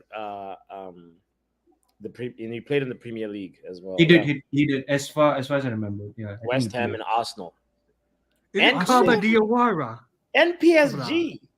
Really? Yeah. Wow. So if he ends up getting a victory over Cameroon, he's not a bad coach then. Yeah. Marseille as well. He played in Bordeaux. Wow, he's so accomplished as a player. Wow. Same age as you promoting then. Random. Yeah. I can't believe. No. Yeah, Supermoting. Let me even check if Supermoting is on the bench, because Supermoting is supposed to be in this team. I didn't see him on the bench. I would have recognized. You got the same flight as Onana into the game. No. He was carpooling with Onana. You know, Onana had to drive 150 miles to the stadium. I never heard that. Yeah, I was like, what? Are you serious? Yeah. The bad weather just is trying to help Cameroon. That the gods are like, bro, you ain't coming here. You ain't doing a United here today. You're not doing what you do at United here. I'm actually a little appalled that Rigobert Song was gonna allow that sort of nonsense. Like, come on, bro. Like, this guy was he really going to allow it? I think he was gonna allow him to at least be in the match day squad. I don't know if he was gonna start. No, because if that would have sent some of the Cameroonians into something else. Like, they would have been pissed with him, though. Yeah. It's not like he's lighting it up at United, so why take the risk? Imagine if you're Cameroonian and you support Man United. Oh my days! Oh my days! Ooh. It's like back then, being a Nigerian and you support Arsenal back then. Ooh. Yes. Yeah. People would skin you. They would laugh at you like, they would skin you, man. Today it's like being from Ghana and you're a Chelsea fan. Oh boy, my days. It's not a good time. It's not a good look at all. Even yesterday, my bro was like, "Oh, Nigeria drew. I hope Nigeria are not gonna draw." I'm like, "Oh man!" And we ended up drawing. I was like, "Oh man, two teams we supported. Oh my days, what is this?" Like, I said, look on the bright side. At least we didn't lose, because if both teams, yeah, at least, yeah. So do you guys think Cameroon is gonna get a second, or Guinea? Oh. Well, and they will get a second with the way they are playing. Yeah, I think so. Yeah, they might probably get a second, or you probably 2-1 Cameroon because of the man advantage. If the referee doesn't end the game early, then yeah. You've come again. You see, Papi has given you this clue like this. I remember from last year, Drex. Like, somebody blew the whistle at 79th minute. It's like, okay. Delivery. Are we good? Yeah. Are we gonna? What about the was he Howard Webb who gave somebody 3 yellow cards before? Australia. Yeah. World Cup. Yeah. Remember that. I'm like, yo, they didn't tell you even when you were giving the third one, nobody called you. I'm like, yo, bro, no, hold on, you don't.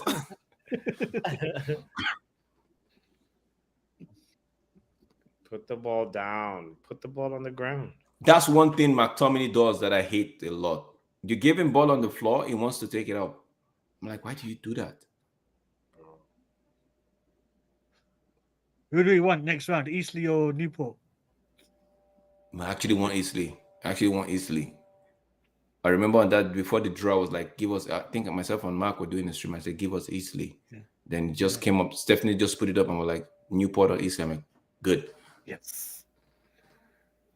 I mean, I even if just, it's Newport, I think we'll smoke them. It just shows like how really awful we are like this season. How we just want these poor teams. Yeah. No, so wait. Just because you want an easy ride to the final of the tournament doesn't make you bad, though.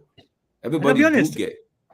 Like if I don't fancy our chances against Newport Eastleigh the way we're playing right now. It's one of them. Ooh, Guinea could do something. Whoa, that's a red card. That is a red card. That's a red. No, that's not a yellow. That's a red card. No, that's not the yellow referee. That's not the yellow referee. You just Neville. VAR. They have to go to VAR. That is not that's the last man. That's a red card. Goal scoring opportunity.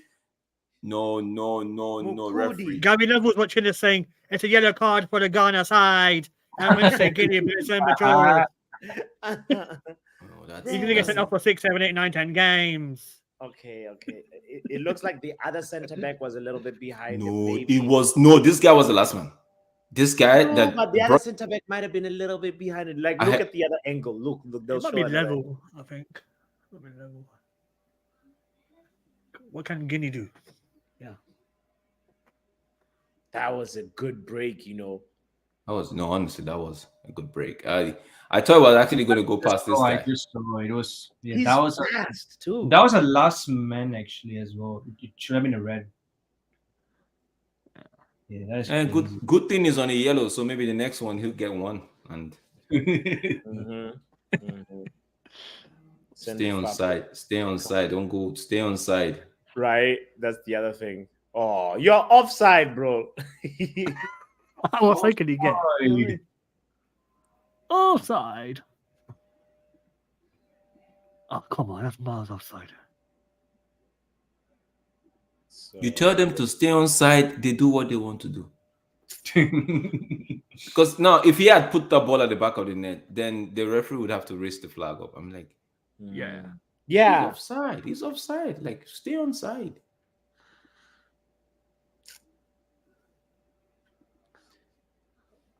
And the cross was actually not that good. It wasn't good. Supposed to be aiming the far post. He can't be like doing that. Is there any like midweeks games other than like AFCON games? There's the FA Cup. FA Cup replay. I think there's an FA Cup replay. Is it? Yeah. Yeah. What's on when tomorrow? I think tomorrow. Is it West Ham? Wait. It's West Ham and who? Oh, guys! There is a second leg. Between Chelsea and Borough. Borough, Is it tomorrow? Come on, Michael Carrick, do us a favor. Michael Carrick.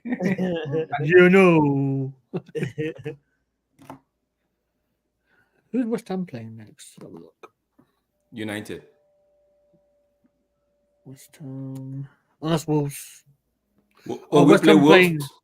Yeah. Wolves away is a tough we play Wolves away from home, bro.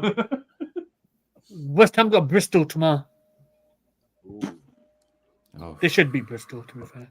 Yeah, they should. How did they get Bristol to play a rematch? Bristol got last minute equalizer. Jeez. Okay. Can we see an upset? Please let there be an upset tomorrow. Yeah, I hope so. Yeah.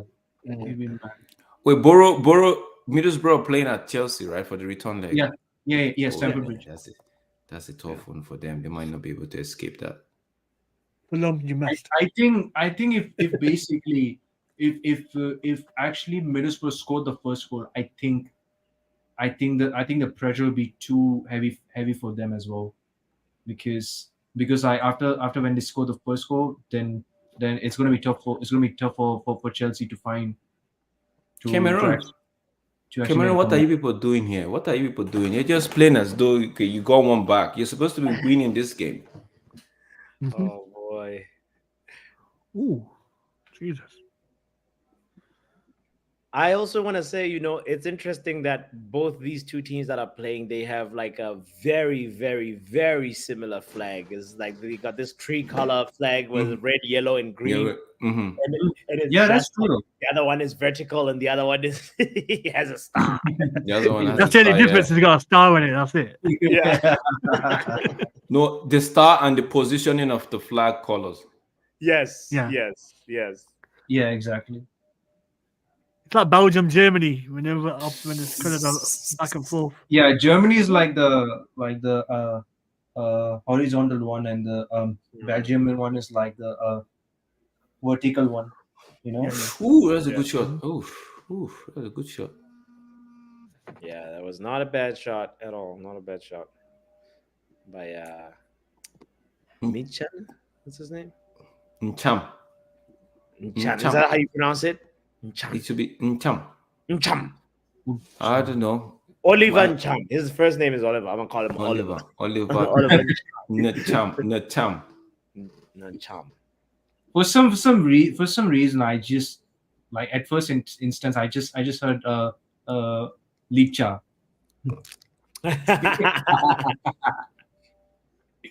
Is this the Cameroon bench? I don't see. Okay.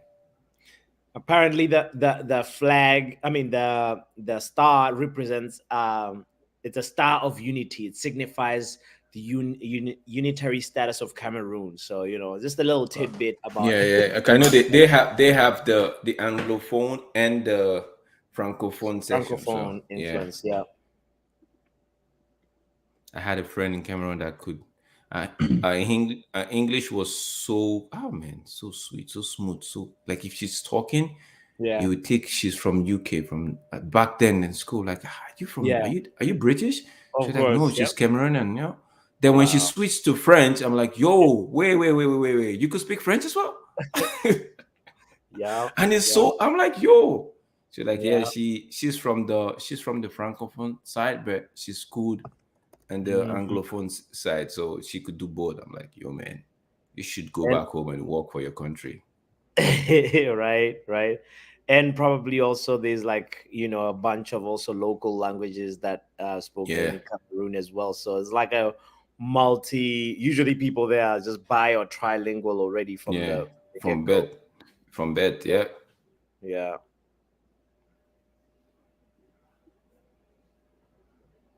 Cameroon are trying to put the pressure on, but I don't think the pipe is gonna bust yet because the pressure is not high enough.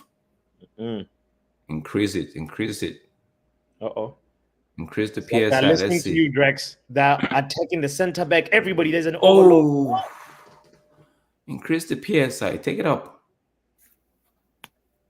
Bust. Let the pipe bust. I think Guinea are just playing hang on. Guinea are just hanging on. They're just guys are looking at the clock up there. They're like trying to check the time. It's only 68 minutes. They're about to end the stream. Lean back. Lean back, FC. Lean back.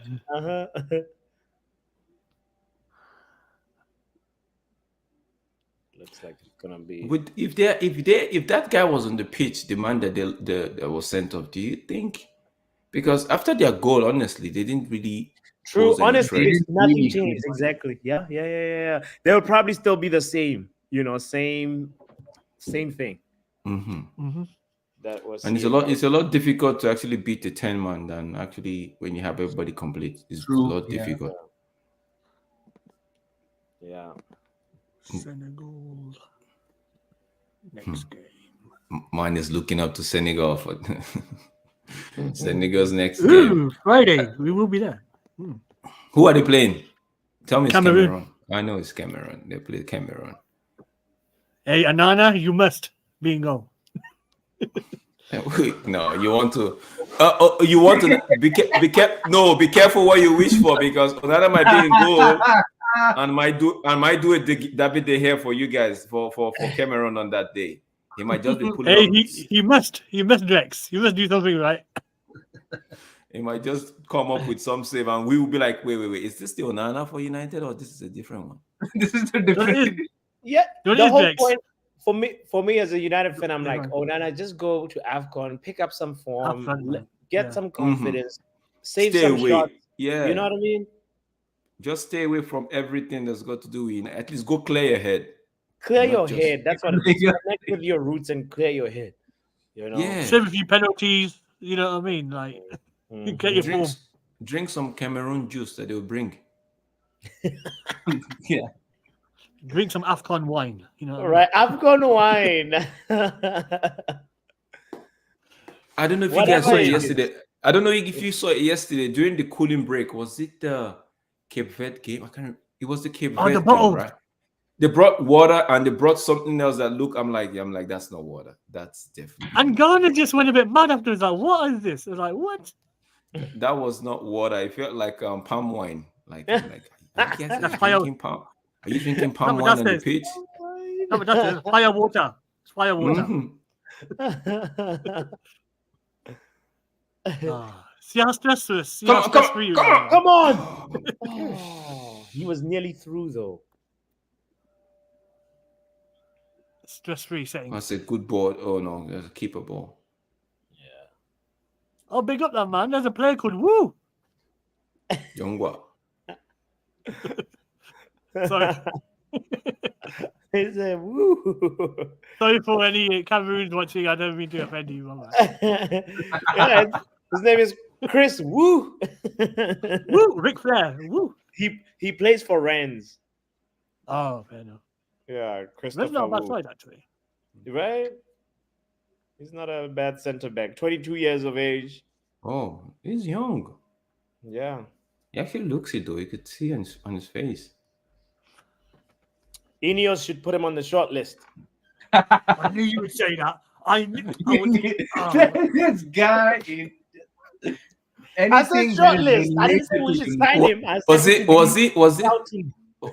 the Equatorial Guinea's goalkeeper that Mark says United should sign up?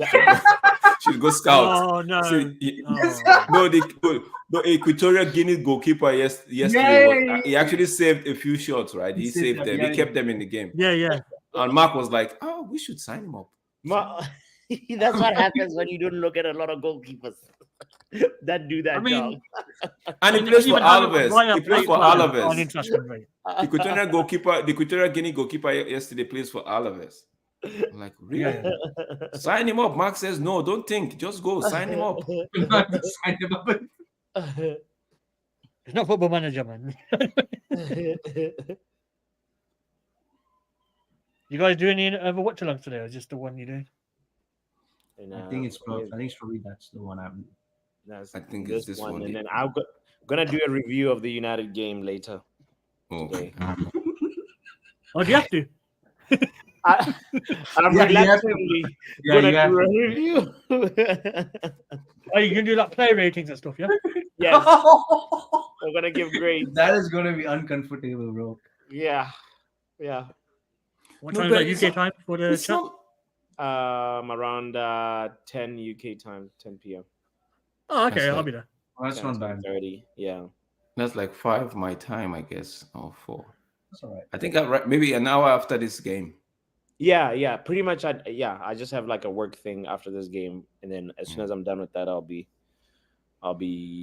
here. Wait. Why are you guys laughing? Why are you guys laughing? It's not like we did bad yesterday. We just not bad at all. We just couldn't just see it out. And yeah. What's funny about yesterday's stream there, but yeah, I went about 1 hour 30 in. I thought you guys were gonna be leaving about 2 hours something. 4 hours stream. What? I know. And I wasn't even planned, you know. It was just like, oh, Man United just lost. Let's wipe our tears and forget this by watching El Clasico. And then the El Clasico stream was about to head to the, once you pass the 4 hour mark, I was like, okay, no, we're gonna go to 5 hours now. No, guys, come on. That guy on the telephone killed it though, man. Big up. Yeah. Oh yeah, there was a Barcelona fan on the phone. Yeah. Oh, okay. Wait, are you, Danny? And yeah, he kept on. The funny thing about him is like he likes to throw. He's like a little bit of a dignified Chelsea Dan. Like Okay. Oh, cross it front time. Oh my days! Cross this ball first time now. Oh my! You see, on. now you're What are in you trouble. guys doing? What are you guys doing? Make Cameroon walk. Okay.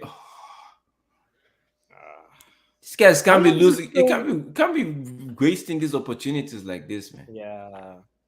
How long is this tournament on for? Is it about a month? Is it? So February 11th, if I'm not mistaken. Yeah, about a month. Yeah. Yes. Oh, just like your normal like duration on when it's like World Cup, Euros, that sort of thing, isn't it? Yeah. Oh, that's right. Oh, something to watch. Honestly, after the Premier League season, I can't even wait to watch to actually watch the Euro 2024 season. Who you got for that? Who do you think is gonna win? England. Who do you think will win it? England. I think France will win it. I think England will win. Is gonna win it if he picks Kobe Mainoo. Southgate. I'm just trolling. Southgate tax, man. Southgate tax. I'm just trolling, bro. I think Yeah. I think France will win it. I think France will win it. I think that'll be too strong. France is stacked. I will say. See, come to think of it, Southgate aside. Okay. I thought it was a goal, man. Good chance. Yeah, I thought it was Southgate aside, right? They have enough to win that to be in the final, right? England. Exactly. They have.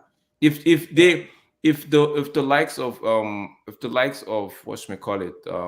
Rashford put their head down and actually want to win something, they be grounded and play, like be humble and play, right? And I think maybe Sancho going to Dortmund might just revive anything that's left in his England career, right? So I think he'll be in the squad. I think. You think Sancho is going to be included in the squad?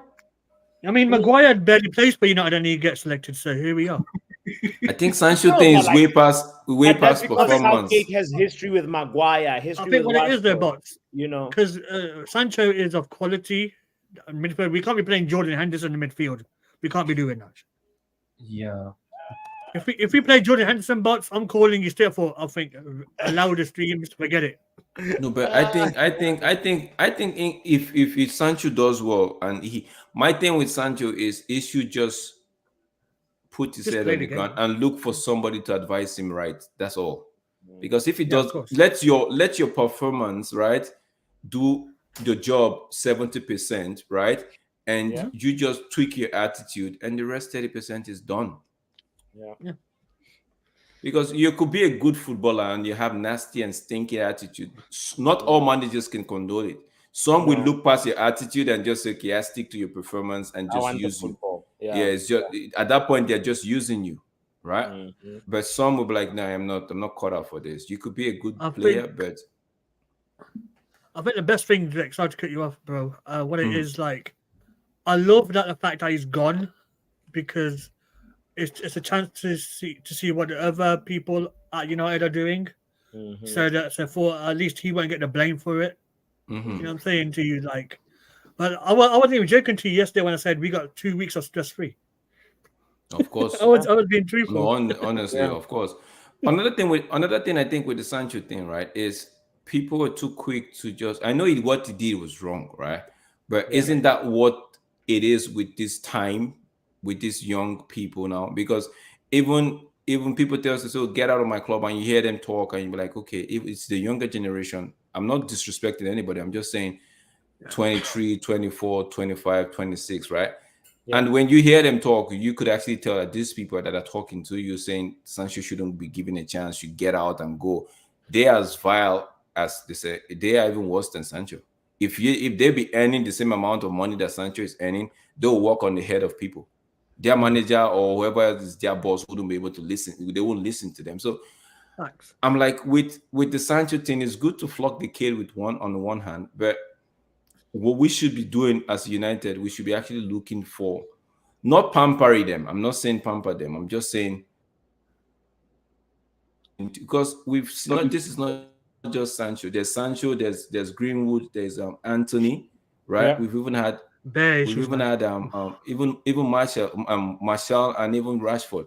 They've had some sort of issues that I think the club should just not just they are players, like get them to know exactly what it is. I'm just get somebody to, because most of these guys, they are wrongly advised. They are wrong. It's like the club just get them for their skill and whatever talent they have, and that's it. Yeah. They need to be looking out for these guys, because guess what? These guys are young. Rashford came through the youth sector. Greenwood, the same thing. Sancho was young when we got him. Even the said Anthony too is a young chap. So we could actually have something in place. I'm not saying we're a charity, but we actually have something in place. If we are united and they tend to say, okay, we should be the moral high standard of most clubs, then we should be able to know how to look after these guys, not just the talent wise, also to some extent the level of personality. Like, yeah. I get you, Mark. I'm not saying it's the club's responsibility. It's not the social club. I'm saying why people tend to say, okay, for the Greenwood case, morality issue came in when the club was supposed to be bought by Czech Jasim. Morality issue as well, right? So if we're going to be held on the moral high ground, then we might as well just start trying to see how we can help them while they help us. It's a two-way street. That's my opinion, though. Yeah. One thing that makes me laugh is Rex, just continuing what you said about the Qataris, etc.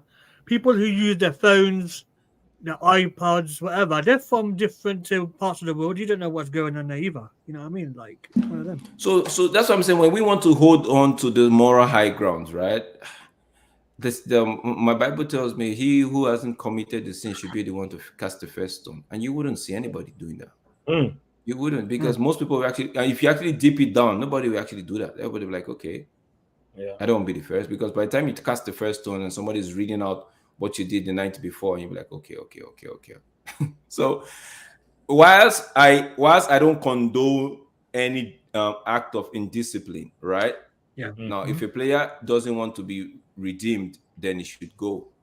But if I see some level of some sort of pathway to redemption for him, especially if they accept that they were wrong, that's the first part. If you accept that you were wrong, then there should be some level of pathway to redemption for you. But if you're standing on your ground and say, I didn't do wrong, then my hands are off. I can't really do anything, right? So it's the same case with eriktenhag. People say he's stubborn, right? That his stubbornness would get him. Will get him the sack or might help him. I'm like, until he acknowledges that he's stubborn and it's actually affecting him, there's nothing we could do. Yeah, there's nothing we could do, because that's what's been working for him, right? So it's just me. Like, I don't know. I feel like no, but I mean, part of being a manager, though, Drex, is being stubborn in your ideas and what you think the way football should be played. Because at the end of the day, there's a million billion ways you can play the game of football, and how.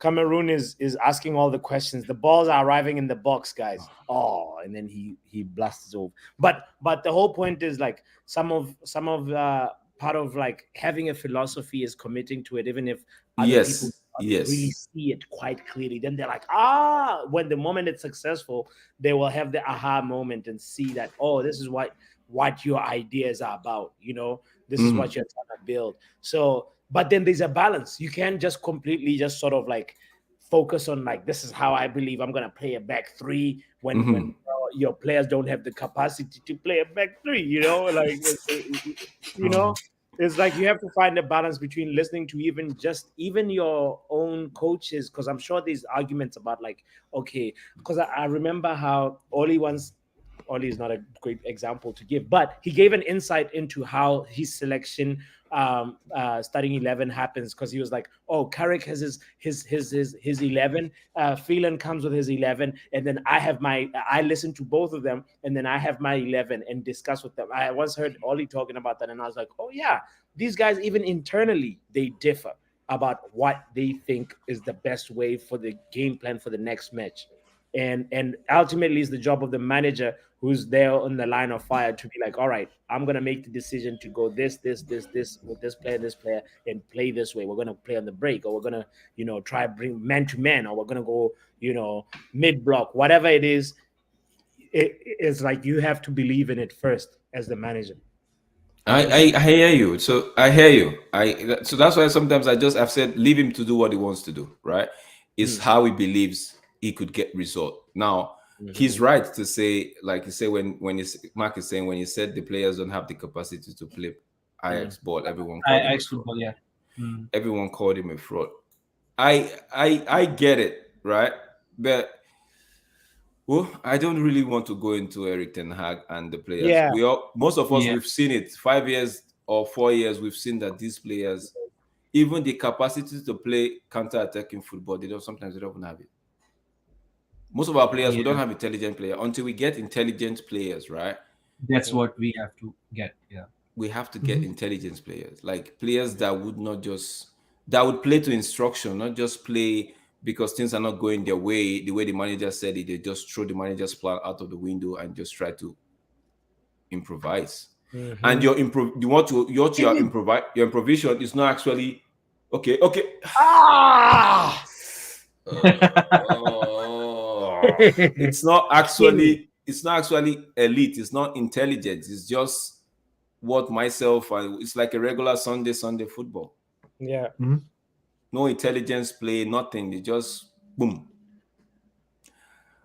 It is what it is. I just hope that, like I said, on Mark's stream, I said my take is I'm just hopeful that this pain won't last for long. Very soon. Someday we'll wake up and things will start turning in the right direction. It might start with Jim. It might start with somebody else, but. Oh, these dangerous crosses are gonna make the last 2 minutes so long for Guinea. So long. They have to hold on. They have to.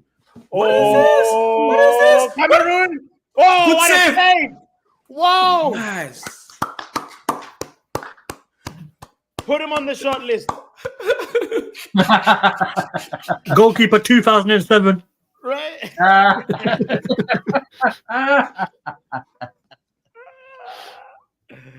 Wow, I thought that was a goal, man. That's like a countless number of short lists of keepers coming up. David Hayes, number one. On loan. Toko Ekambi with the strike, goalkeeper with the beautiful save. Yeah. Oh, You notice what he did? He didn't just push the ball down. He actually take the pressure off he took the sting ball, out of the ball. out of the ball. Yeah. And then he went to claim it before this is good. Some coach will just goalkeeper will just push it back into the dangerous zone without control. Yeah. This was be a very, very important point for Guinea because because with the advantage that Cameroon have, they've not been able to use it. So and I think Guinea should be able to win Gambia. So right. So they're actually in a very, very good position. This was almost, you could say Senegal and Cameroon are the clear favorites to go through. Yeah. But now it makes the next 2 match days very interesting. Very interesting, yeah. Because if Senegal wins Cameroon and Guinea gets a win from Gambia, then it puts them in a good position. Yeah. Agibu, he's been having a very positive game, looking like a threat on that right hand side. Yeah, boys, he's actually. I don't know why they're not making him. Why they don't give him the ball? Like just put the ball. Give him the ball.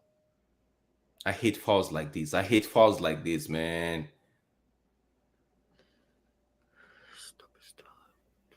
This is not a good. About 1 more minute of normal time left. I think we'll see 6 minutes here. Yeah, I say there'll be 5 minutes. 5? Oh. That's my prediction.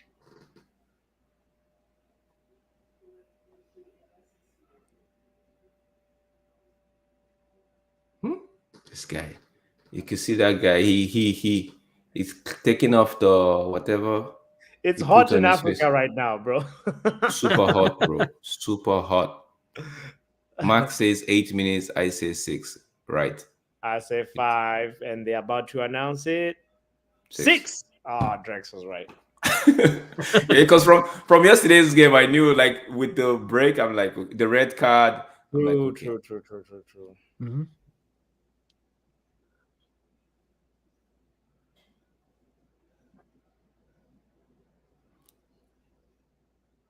But for the Nigerian game, I was hoping they would give like 8 minutes because there was a lot of breaks in that game. But what happened to the cooling break? Did the time stop? Did the referee? No, they did it. They oh, you mean do they account? Did they put more time for the? Mm-hmm. Because I think so. That part I don't know. Maybe they did because maybe they did because normally it should be like what 3-4 minutes. Yeah.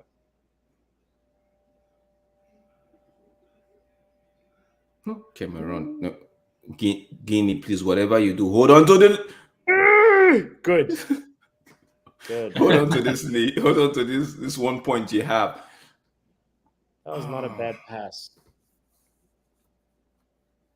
Yeah, this would be like another kind of like upset if this is going to be a draw. I can't. Sky Crab would be cussing song out. Song out, song out. He's singing the song out. Song out. The song, oh my days! Because he actually called. It was like they might even referee. That's a foul. Beautiful. Thank you. Who did they even take Maghreb out and replaced with? The guy is it this one? So he's bleeding. Oh, if he's bleeding, then it's gonna take like extra 2 minutes to play, extra 2 or 3 minutes. I don't think I play through that. Damn, bro. Referee be like, nope, I'm not stopping. You carry on. No, they yesterday there was something like that. They ended up playing. It was 6 minutes. They ended up. Is it 6 minutes or 8 minutes? They ended up playing 10. Yeah. 10 or 11 yesterday. It was the Ghana game. I was like, no, please, referee, please, you just put the whistle. You could actually blow it. You could blow it before the 8 minutes, right? You could just do the thing. No, that's not true, Drex. The edit time is minimum 6 minutes. That's what it means. We could be here for half an hour, you don't know. We could be here for half an hour, but like because I actually wanted Cape Verde to win at all costs. Don't allow Ghana into this game. Yeah, fair enough. Okay. Come on. No, that's not bad. Whatever you do, just keep the ball here. Yes, run down the it's clock time to go for a smash and grab, bro. Oh. Guinea ball. Guinea ball is that it's actually it's not bad. Not bad. Not bad. The Awara ball. The woo ball. Big shout out to everybody that's joining in right now. Kindly hit the like button, by the way. We're in the dying minutes of Cameroon versus Guinea. Referee, how is that a foul? The two of them just... It was a 50-50 collision there, I think. I don't know. How is that a foul? Just WWE. Mark, please. Mark, I'm not going to bring this up. I'm not going to bring your comment up. Just leave it there. I'm not going to bring this up. He says goal incoming for Cameroon. Oh, my days. Which means there'll be a goal coming for Guinea. Okay. Big up Mark every time.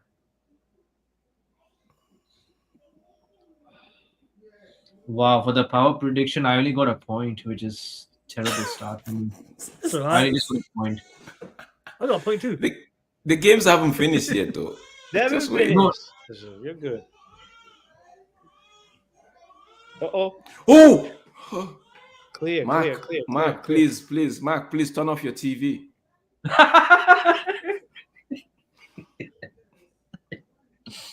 I get sorry Mark is ahead of time now. I think I'm ahead of Mark actually. Please, Manch, please. If it happens, don't tell us, please. I've been good for the last 45 minutes. I haven't ruined anything. I just sit here. Mark saying, Mark and MUFC fan says, I need Arsenal to lose. Mark is like full. Mark is like full on full, like hate along, man. You know. No, Mark wants Arsenal to lose to get a point, to get hate along.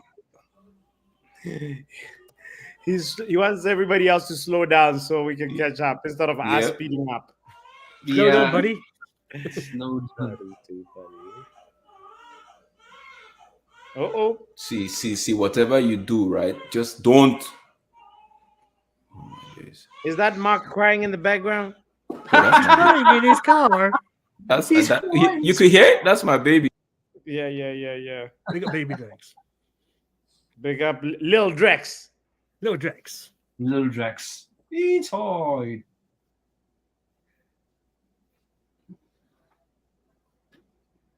All right.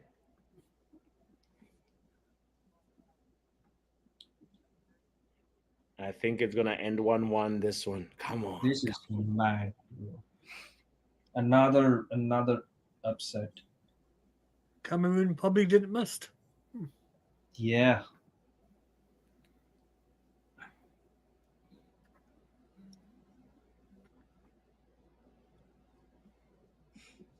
Mad, I was hoping for Cameroon to score a goal in the end and win that game, you know. KD, Kevin Durant in the house. Yes. Big up, everyone.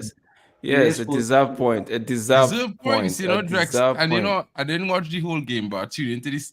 I was watching the first half when you all was talking about it, and I couldn't help but say, like, this team, this country, Guinea, left and right, down the middle, they come out to play football. You know, Equatorial Guinea yesterday was the goalkeeper for Equatorial Guinea yesterday was like Superman. You know what I mean? Man say sign him up. Sign him up, bro, Papi. The man is 22, and let me tell you something. He looked like Vicario times 10, you know, like he drink a Red Bull. Vicario Red Bull. I'm telling you, fam. You know what I mean? So it was one of those things. Watching the game today, I'll say the same thing I say yesterday, bro. The level of football all around rising everywhere. You know what I mean? And that's always good to see. Because remember, like, a few years ago, let's say 2-3, the last couple nations, they could have predict the winners without even watching the game. True. You know what I mean? True. And that making football nice. That's what make the sport so nice to watch. You know what I mean? This is why, Another game you guys should keep an eye on is the Zambia game. Let me see. Zambia played DRC. I think they're in the same group as Morocco. They are also not a pushover, man. Yeah. Omo is saying time to watch United versus Spurs. Oh no, that is good. No, hell no. I'll see you on the review, Omo. Yeah, do it. I'm actually gonna. Well, I won't watch the whole game. I might watch. All right, guys, man. Thanks. Also, so that man really don't watch over the game and thing. I watched the game this morning over. Check it out on MUTV. You watched all the game. Wow. Bro, I watch over the whole game every time, bro. Like, I sit down and watch it the next day and just to see, what really went on. Because it's be emotional watching the game, is a fact. Be into it. Like, you're playing with the players yourself. Okay, Mark, you have to do this before we leave. Okay. Botswanapapi, it's okay, Papi supports South Africa by default, right? So yes. Man just picked up Senegal. Sachif is supporting Nigeria. I support Nigeria by default. So who you gonna take? I already said it yesterday. I had to support the Ghana men, you know. Okay, Ghana. For some reason, every African person I meet is assume I'm from Ghana, bro. Swear. Without even asking. There's literally say he from Ghana, take. And they started to talk to me in Ghana, and I'm telling you for some reason, I don't know why. I mean, I have family from Africa and thing, but that's more in Ethiopia on that side. So it's like, for me, it's like, okay, you know what I mean? But, you know, I don't know where the correlation come, but... Almost says he was going to watch it on full XP and have time to rewind. This guy is killing me. He's killing me. Bro, never miss Rob, never eat, never miss Robin, 100%. Yeah, man. Never misses. All right, guys. Thank you for Rex, joining us on this trip. Rex, Yo, Rex, before you close up, one quick one, bro. I know it's highly unlikely, but Benzema to United. What do you say? 100%. Sign him up. Oh my days. Sign him up. Sign him up. Wait, are we Listen to sign- me. People might laugh, but they have a new director of football, and apparently they're clashing a little bit. I wouldn't mind that actually. Seeing. Yeah. but like, let me say something, right? There are two strikers in world football currently playing at the age where they at a level they could wait, Mark, give pause. up Is experience. GB on this stream? GB, are you here? Yes, If you're no, here- now cool it now. I had a pump GB, bro. You relax. I pump in GB here, right? It had two strikers. Me and GB talk, or GB always talking about this, so I had to pump it. So from the time I say two strikers, always know I pump in GB, right? And that's Oliver Giroud and Karim Benzema. And the only reason I would say sign them up is for two things. I think their profile most similar to Haaland, and the experience that they have will demand respect, right? Not only that, they would come in and I guarantee either one of them coming to our team will score at least 10 to 12 goals for the season in the rest of games, guaranteed. I could close my eyes on that because of who they are and what they are capable of doing. And I think Haaland need a striker at that level to give him the advice. Because listen, if you watch Haaland real good, he's a mobile striker with dribbling ability. He could create his own goals, right? He have pace and everything. It's just what he needs is an experienced striker to tell him, hey, sometimes you gotta hold it till the last minute before you make that run into the box. Sometimes you might have to go early. Force the players to make the play for you and things. These things, push and pull. You know what I mean? So Haaland, I'm not afraid of Haaland. Everybody was disappointed in the lad. I could understand why, but he's a young lad, and let me tell you something. Sometimes you just need time. And you see him linking up real well with Rashford. It's the second time for the season, as Drex correct me. The first time, they disallowed the goal against Arsenal. But look at happen. Goal score. True. And he assists Rashford. You know what I mean? So you never know what could happen. The season have positives in it. As a United fan, it's hard to see it because the standards go and blind you. You know, the fact that other teams being above you go and hurt you. But you have to look at it from a perspective where we building back to get to those standards that we once had. We building back. And however slow it is, it mightn't be the choice of the manager that it's taking so long. It mightn't be the choice of the players that they can't understand the system as well, or they're not doing their best. Sometimes it's out of your control. So it's one of those things where I would always say the manager need time. Players, as much as we might like or hate different players, they still need time. Because there's plenty new things happening to the system of the team. Look, Kobe Mainoo's our starter. Everybody getting with our program. 6 months ago, you mentioned Kobe Mainoo, people telling you, bro, we ain't sure. But now if you sub Kobe Mainoo, it's a sackable offense. You know what I mean? I just saying, look at it like this. The team literally evolving, but people so caught up on the bad performances that they're not even paying attention to the evolution of the team taking place right now. And sure, we're not doing amazing, but just look at it from this perspective. We could be in Chelsea position, who spent 3 months in 10th. They was in 6th, they was in 7th for like 11 hours or 12 hours or something like that. They're back in 9th. And by tomorrow, they will be in 10th.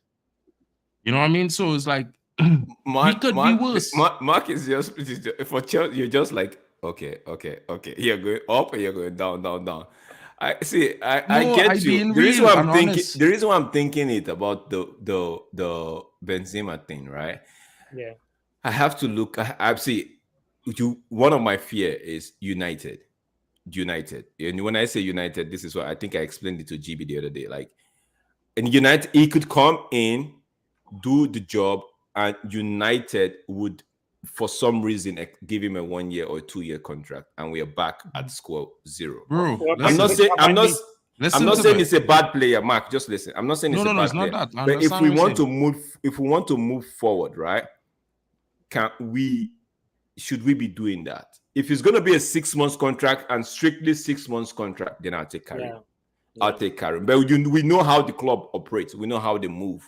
with how they go, right? So I'll take You're Karim for assuming 6 that months. based on the fact that we're not taking into real context that it's possible that the Ineos percentage might overrule some things and change something. No. I'm saying from I'm not saying background knowledge. Ineos is From to back background Ineos. knowledge. Yeah, I'm not. Yeah, but that is the past. We have a 25% takeover at hand right now, ratifying. So when that ratify, I just saying, I was not for this. But I'm just saying, if we take into account that this ratifying and this going to happen, like Daddy Olmo is always be talking, right?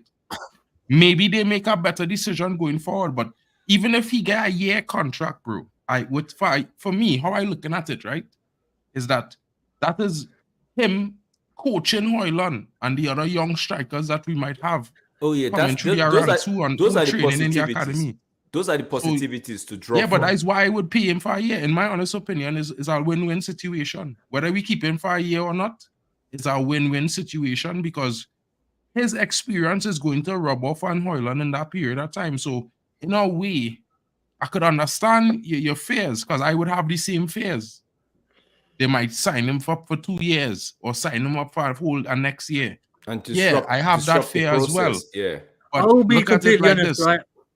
Look at it like this. He's a striker, right? It's not really going to disrupt the process because we're going to lose Anthony Martial, right? Anyway, take it, he leaving. So we're going to really have 2 strikers. Anyway. Okay. And we should have at least 4. Papi, to answer your question, all right? I'm up for it because it looks now the way Mark just said. But I was up for it. But my own fear, I didn't even deep what Mark was saying. My own fear was just don't give him an extended contract, right? But looking at it from the positive in terms of, okay, if we actually give him a 1-year contract, the positive might end up outweighing the negative. So in terms of Haaland and the likes of Garnacho and even our boy Rashford might decide, if he actually be humble, might learn a thing or two from Karim, right? So it's the positive outweighs the negative. So we do 6 months. But I would not want him to do it 6 months. Yeah, I'll be honest with you guys. Yeah, Arteta, we're just talking. Papi just posed a quick question before we shut the stream down, like about would you take Karim? Yes or no? Like, would you take him on a 6 months contract? I'm saying I would take him on a 6 months contract, but if he's going to be going over 6 months, that's where I have a problem. I might have a problem. But Mark has come in to say, okay, even if it's a 1-year contract, there's positivity. There's some positive side to it that actually outweigh the negative side, which is Haaland and them young strikers could learn a thing or two from him. So that's Anthony Martial because his contract and don't be an Anthony Martial. So we definitely have the experienced striker we've been talking about. Although we wanted him maybe if he was 5 years younger than Karim, but Karim could still do a job. Maybe we'll end up scoring goals from our set piece. We might just end up scoring goals. And we have Bruno, so maybe... And Dallo could have another target that he knows he's going to attack those balls, what's his name? You know? And I'll be Bruno, guys, okay, right? Manj, go ahead. Yeah. I was watching Madrid game like many of you guys were yesterday, I'm sure. They are playing very good football. All they need is a striker, right? I think he goes back there until Mbappe goes. I think he goes back there. Okay, and see what Brush is saying. Brush is saying, if not for anything else, FIFA will be lit. For FIFA reasons. And he said, no, but he's saying on a serious note, what the player for Haaland to learn from. That's where Mark got me. That's where Mark actually sold it to me. Like, he could actually, Karim is actually a good player where not just Haaland, even because you could see Garnacho. Garnacho wants to learn. Garnacho wants to learn. You could see Garnacho when Ronaldo was here. He was holding on to. People could tend to say he was sucking up Ronaldo, but no, he was trying to learn what he could learn from Ronaldo. So having Karim in the pitch or in the team with them, right, might just help them. Now let's not forget. Almost raised the question here, right? Which is also one can actually, on the other side, you can look at it and say, okay, ETH can't handle players with big ego. But if Karim comes in and puts eriktenhag or respect eriktenhag as the manager of the team, I don't think there'll be any problem, honestly.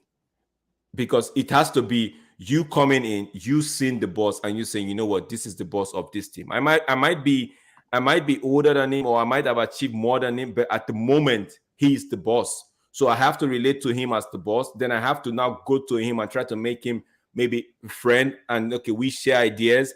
I give him my idea. He gives me mine. Then but the place of he's the boss, I am his subordinate. Once they can understand that, they have an understanding of that, then I don't think there should be a problem. 100%. And I would add this to this, Rex, right? If you want to say that, think about this perspective. At one point in time, Pep Guardiola had to earn the respect of his players because he was not a big coach. No one knew who he was.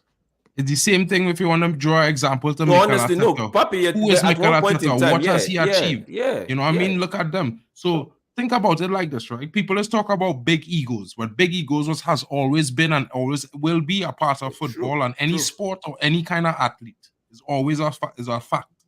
But at the one thing is in common that the biggest talents who are the best performers, even though they are egoists, because all of them are, they just have a certain level of humility about them because they know what is good for them and what they need to be better. And the ones who strive to always be better always have an open ear to listen. People must pay attention to some things that Usain Bolt is talk about, right? And I'll never forget he was talking about it that day, and I was like, bro, he still remember this soldier because we have a fellow I went to school with named Mark Brown. Yeah. Used to run for Trinidad and Tobago. And at junior athletics, he used to whoop Usain Bolt going and coming in every single athletic meet. And then when they turned 19, Usain Bolt started to take off. You know what I mean? And then he ruptured his hamstring and he could never run again. But they're still friends to this day.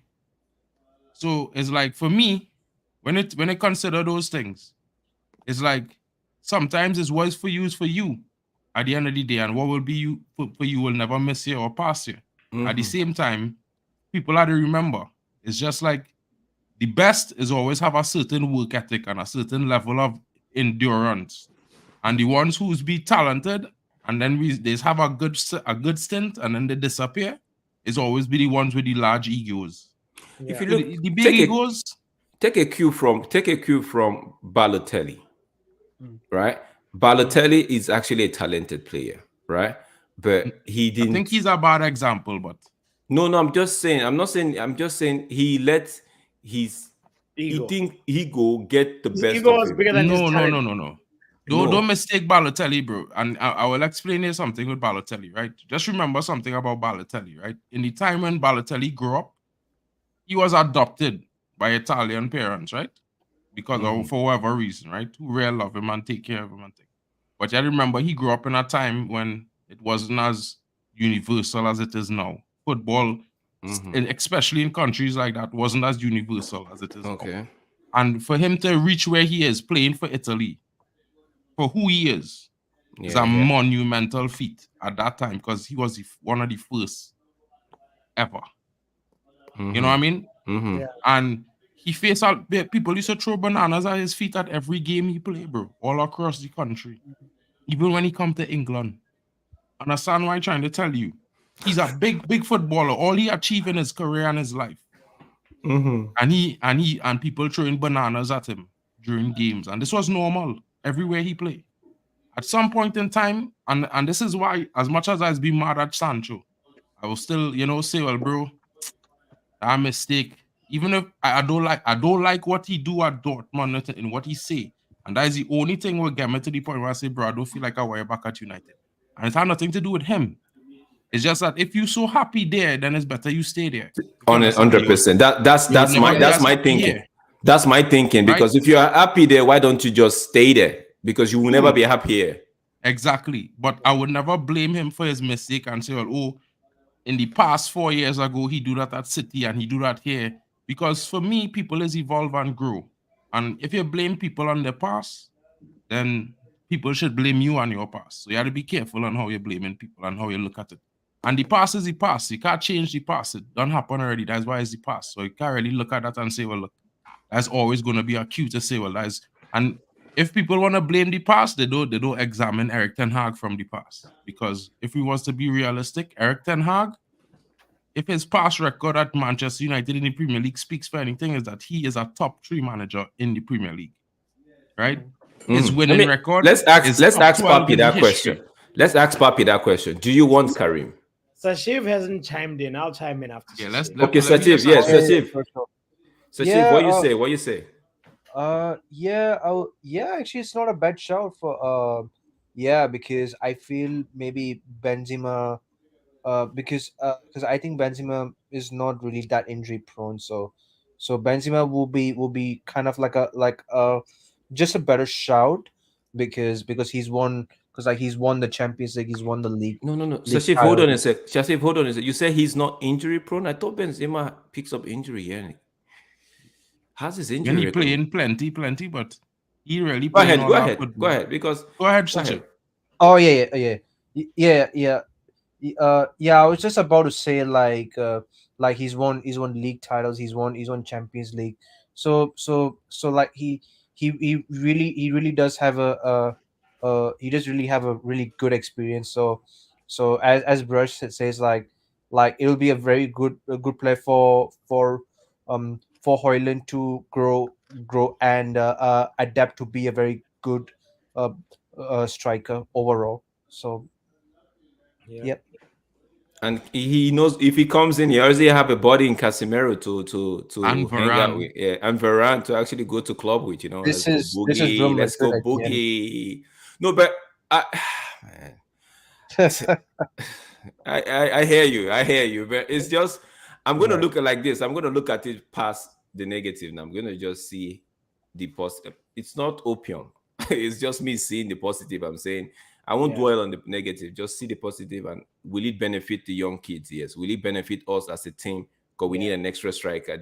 So these are questions you just ask. You check, right? Yeah. So like Mark rightly said, if it's a 1-year contract, and even if it's not perform, although we would say, okay, he's catching in, but if he does the job in the next 6 months, and we know that, okay, he's going to be helping, and we could see the improvements on the young Haaland and Garnacho and the likes, right? We could see how they are improving in terms of their output and all of that. Then we could say, okay, it's a win-win situation. You came here to catch in. We used you to actually teach these children, right? We got you for 6 months. You helped us. It's a win-win situation for a year. But after a year, I should think everybody should go their separate ways. Don't make it a 2-year contract. That's precisely Drex, where for me, Man United has to sort of like, I love Benzema. I would have wanted him before he went to this Saudi. Yeah. And I mean, I know that like this rumor is get a little bit of steam because whatever Al Ittihad or whatever Ittihad, his name. Ittihad. They have a new director of football, blah blah blah, and he's like sort of like bringing new ideas and so forth. But financially, it's most likely won't happen because like obviously he earns a big amount of money, right? Like $4 million per week or something like that. It's like a lot. Yeah, there's no way he's gonna be asking for it. No, but I don't think. No, that's not. But it's gonna take some. It's gonna take something. It's gonna take something. He's not gonna ask for anything close to that, bro. Like he will. Remember, he was at Madrid. Listen, I just being honest. Like he wanted to leave. If you think about it from the perspective that he wanted to leave Saudi, just the same way. He wants to leave. Yes, just the same way. Anderson. Remember, Anderson wants to leave Saudi as well. Yeah. So if he wants to leave, then Mark has something there, like to say, okay, you have to discuss your term. You have to discuss your him terms, a chance to leave. I mean, he mightn't play Champions League this season, but if we get into the Champions League and you tell him, and you say to him, look, listen, we could pay you X amount now. If we get into the Champions League, we could double that, and you play Champions League next season. Cool. Do you know what's going to happen, guys? Before I think what's happening is, I think all this talk about Benzema is great, it's fantastic, but I think Madrid will have a plan in place. You know what I'm saying? What they'll probably do, they'll bring him back, either go for Mbappe or Haaland in the summer to bring the striker role at the Bernabeu. So I think that might be the plan. Yeah. Cool. I'm not saying no, it mightn't be a possibility. So isn't it that if Madrid is having a plan to bring a 36-year-old Benzema back, so we are not wrong to actually want him at United? Because there are some people that actually use that logic to say, okay, if this player is not going this way, not going that way, why are we going for him?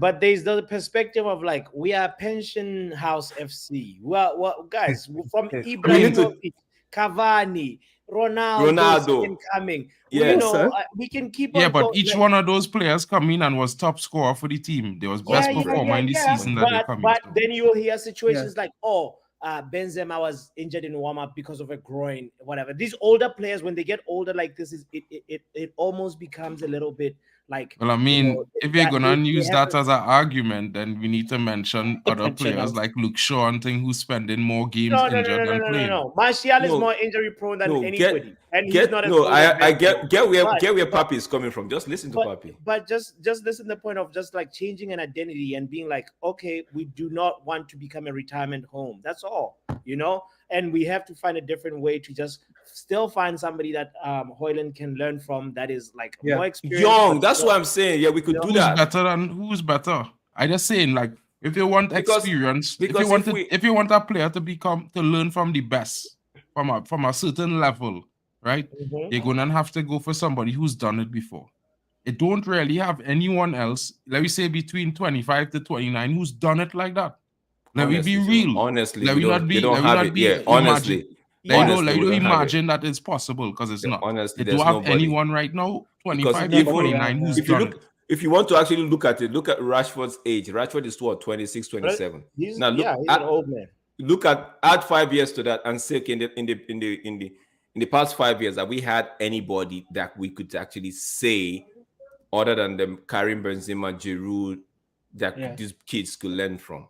Even Rashford, this should be somebody that kids could be learning from. Giving Karim Benzema a 2-year contract, or he's coming to be the premier striker for the club. 6 months. If he gets 6 months, to finish the season, and provide and to do a job. Look at Johnny Evans. Look at Johnny Evans. Exactly. We all did not want it. We did not want it. Nobody wanted Johnny Evans. Let's be real. Nobody wanted Johnny Evans. And now it's turning to be, if I ask you, Papi, you would call your first 3 player of the season thus far for United. You might, like, we are 5 years.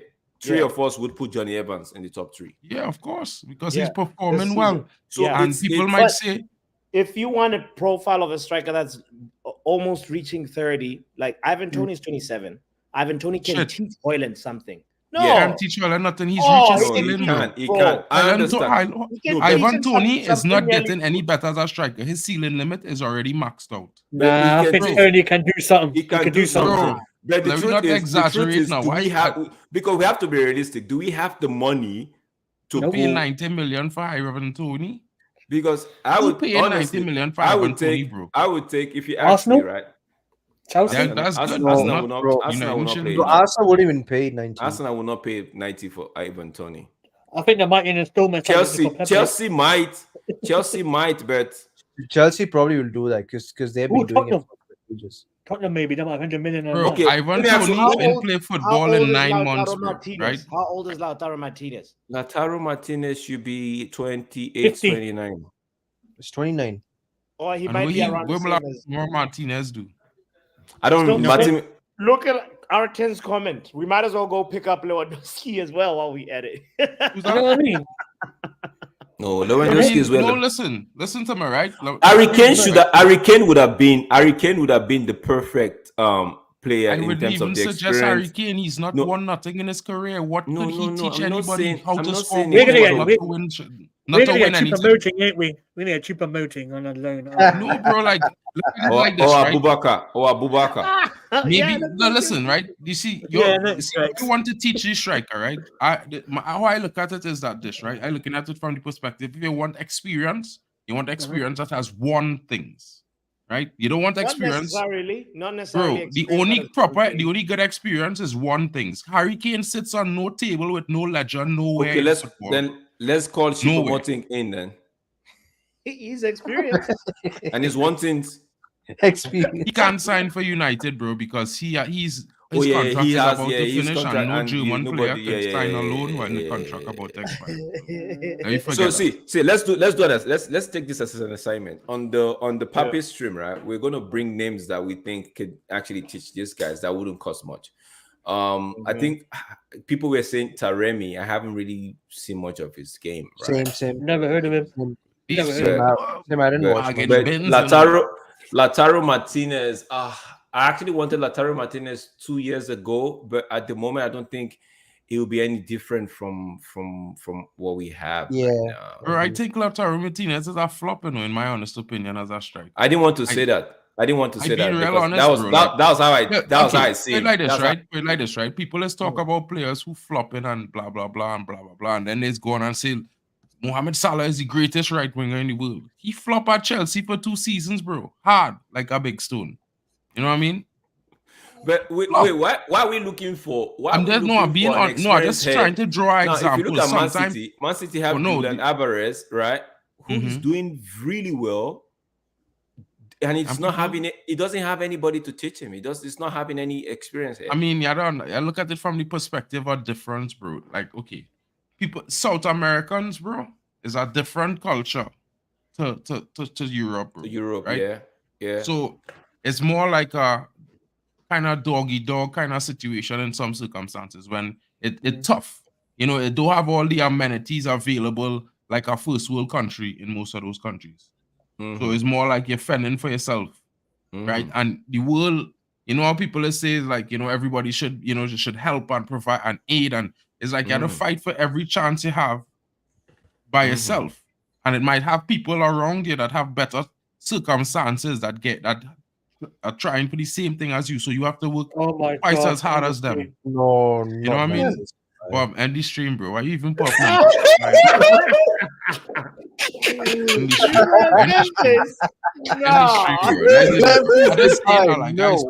Like players from South America, bro, they have in my honest opinion, they have a harder come up than most. You know what I mean? They have a harder come up. So that's why you see when they're playing, there's always be trying to get it look like they're always hungry because they know what it is that they're playing for more than most. Yeah. So, all right, and African players too as well. You know what I mean? It's like let's go watch the FIFA Best Awards, and maybe we'll come up with a striker that can help Haaland. FIFA Best Awards, Best Player Awards are happening in the Ronaldo. Go and get that, bro. Top scorer for the whole year 2023. That's one of everybody talk about the 30-year-old striker. Do not forget, we've got more than Football Power Hour, we've got Mark MUFC Fan TV, we've got Kenny Fan TV, we got Man who does the WWE. So if you're into wrestling and all of that, please do give these guys a follow. Thank you so much, guys. I really appreciate you for turning up today, man. I really do appreciate every one of you. Don't forget, it's the AFCON. Cameroon. We just saw Cameroon. Oh, right. FC's here. Exactly. Close it up on that, Drex. Thank you. We just saw in the background here, bro. Let me quickly. Hi, Posh FC. What's good, boys? We're good. Bro. We just saw Cameroon draw against Guinea. I know, bro. It's AFCON. Nobody wins. It's just draw. Nobody wins. Bro. No, but Cape Verde won yesterday. Cape Verde won Ghana yesterday. Cape Verde. Watch FC. Listen, Cameroon had a goalkeeper called Fabrice Ondoa. Apparently, he's Onana's cousin. It's a family. It's a family business. I think it's a family. See, business is business. You see, that's Onana told them. He's like, bro. It took him 10 minutes to concede. Oh my God.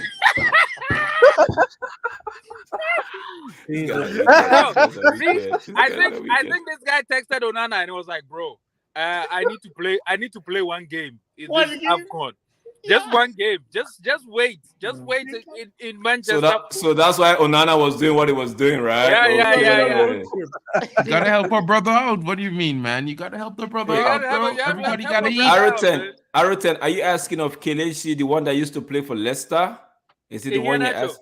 Yeah, Nacho. If it's Kelechi, yeah, he's in Nigeria. He was on the bench yesterday, but I don't know why my coach decided not to sub him on in place of Iwobi that was tired after 70 minutes. Bro, Iwobi started ahead of Ian Hacho. Yeah, man. Sack your coach one time. He don't want to win AFCON. Papi, what did I say? I said the guys like this, man. Bro, that coach like my coach from Trinidad and Tobago, bro. He a crackpot, bro. Wait, but what position did Iwobi play though? Iwobi played the 10 yesterday. Bro, I had a Iheanacho, bro. You mad? What's his name? Simon was on the right, which in my opinion, Simon should have come towards the last 20 minutes of the game.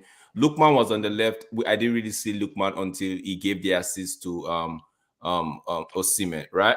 But Iwobi was trying his best. Iwobi and Yusuf were doing what they could do, and Onyeka were doing what they could do in the midfield, right? I didn't really see much of Onyeka. It was Yusuf and Iwobi. But I was saying at the 70th minute, get Iwobi off and put Iheanacho, because Iheanacho knows how to play with. He knows how to play with the striker. Yeah. Right. If you notice in Leicester, he knows how to play with Jamie Vardy, and also in Nigeria, he knows how to play with Osimhen. Yeah. That's actually true, though. Yeah. Like according to what Mark just said, he's hungry for goals. He has a very dangerous left foot, and I was just saying, bring Iheanacho on. You can even bring Iheanacho, take what's his name for Iwobi, or take Iwobi, put Iwobi on the right wing, because Iwobi could play right wing as well, right? But it is what it. Like I said, I'm not going to blame him too much because Osimhen spawned the chance.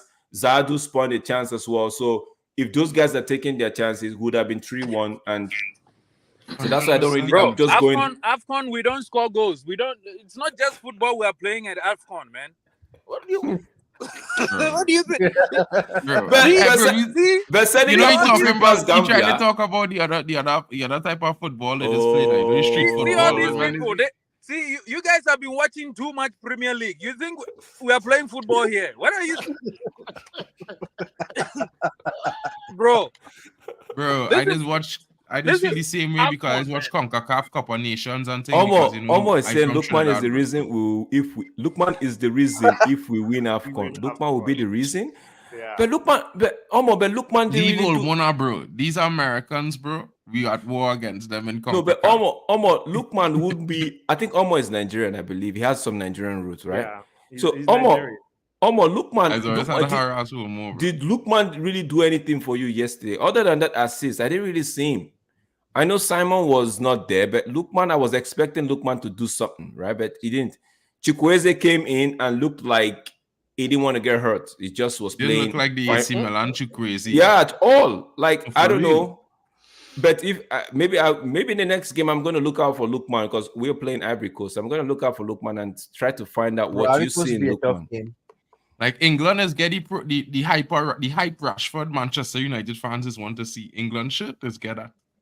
But we just hype as United fans. England is get for free. We paying 375k for it. England is but Trinidad suffer from that too. You know, we had Kenwin Jones was banging in goals for Sunderland in the Premier League, and when he comes to Trinidad, he walking on the pitch. He walking, and the man walking for 45 minutes, and he break a sweat yet. All right, wait, let me see. It looked dangerous but maybe I'm gonna look at that game again because I have football. I'm go over that game. It looked dangerous with the ball and getting to me. He did, I did say that. I think he was part of the reason why they didn't score some goals yesterday because maybe I had high expectation from him and it wasn't just meeting my expectation. Maybe that's the reason why I say I didn't see him in the game. I know for sure Simon wasn't there. Like Simon is the kind of player you just bring in last 20 minutes, run down the left back of the opposite team, run him down. Simon would run that guy down. He has pace and all of that, right? But yeah, it is what it is. Let's just, it's the African Cup of Nations. We'll be doing much of the stream, some other games. I don't think we have anybody doing the Algeria Angola game today. No. That's cool. No, but you when we go on live, that's why you have to subscribe and turn on the notification bell because we'll be coming on. We've got games. We still have the South African game to and Mali to. Oh, we will be there. We have. We'll be there. I lost in the first game, but you know what? I think they have a fighting spirit. We'll come back. There's a lot of games. Let's go Senegal. We still have Tunisia and Namibia. If you're the one that's rooting for Morocco, you still have Morocco and Tanzania. Morocco is my second team. Yeah, we still have Morocco and Tanzania to come. So, man, already called it second team. You know, who's your third team? South Africa. Yes, it's South Africa. So just stay hooked up to this channel. Football Powerhour, Mark MUFC and MUFC Fan TV, Kenny Fan TV, Diop Sports, even Manj. I don't know the name of, but Manj. Just look out. Soon come. China was going to be arriving very soon, so stay tuned. So just stay tuned. African Cup of Nations 2023. It's been exciting. We've seen a shocker. We saw a shocker yesterday, and we saw one today as well. So, like Posh FC said, we don't really score goals in AFCON, but we might end. Don't listen to him. Senegal put 3 past Gambia today. Bro, okay, I can't listen to him because I see the Guinea teams play, really, and I say let's come talk out about to that. play. Why is Senegal doing that to Gambia? I mean, that's what I want, bro. But they are the powerhouse. They are the ones. Senegal and Nigeria's powerhouses in football. No, Cameroon. the point I'm trying to make is Senegal and Gambia. They're like it's like one country, bro. Still, I mean, that was but Equatorial Guinea and Guinea like one country, but still there are 2 teams. One the 2 teams playing people off the park. If they combine them 2 teams, is problems. It's Guinea and Guinea-Bissau. Equatorial Guinea, it's with Gabon and the southeast of Senegal. Oh, that's another zone. Yeah, that's another zone. So it's Guinea-Bissau and Guinea that actually share borders. So Equatorial Guinea is not even close to them. Guinea and Guinea-Bissau. It's on the other side. Yeah, it's all I end up bringing, but Gambia is literally inside Senegal. Inside Senegal, yeah. Like, Gambia is like one small country inside Senegal. It's all love. It's all love. It's all love. Yeah, bro. Brothers help each difficult. other get 3 points. Like that's what I It is what it is, bro. All right, thank you guys. We'd have to go. So we set up for I think Papi is doing the review of the game, of the United game. Review of the Spurs Man United game. Yeah, let's get ready. So get ready. Never subscribe and turn on the notification bell. We're going to review. Yes. We'll be there. All right, guys. Man. Call Chelsea around there because we need you all to be there as well, you know. We need to review your game as well because we're trying to figure out why you all are still languishing in the mid-table, guys. All right, until we see you on the next one. Peace to me. I'm out of I'm out of here, bro. I'm out of here. Please, guys. All right, Drake.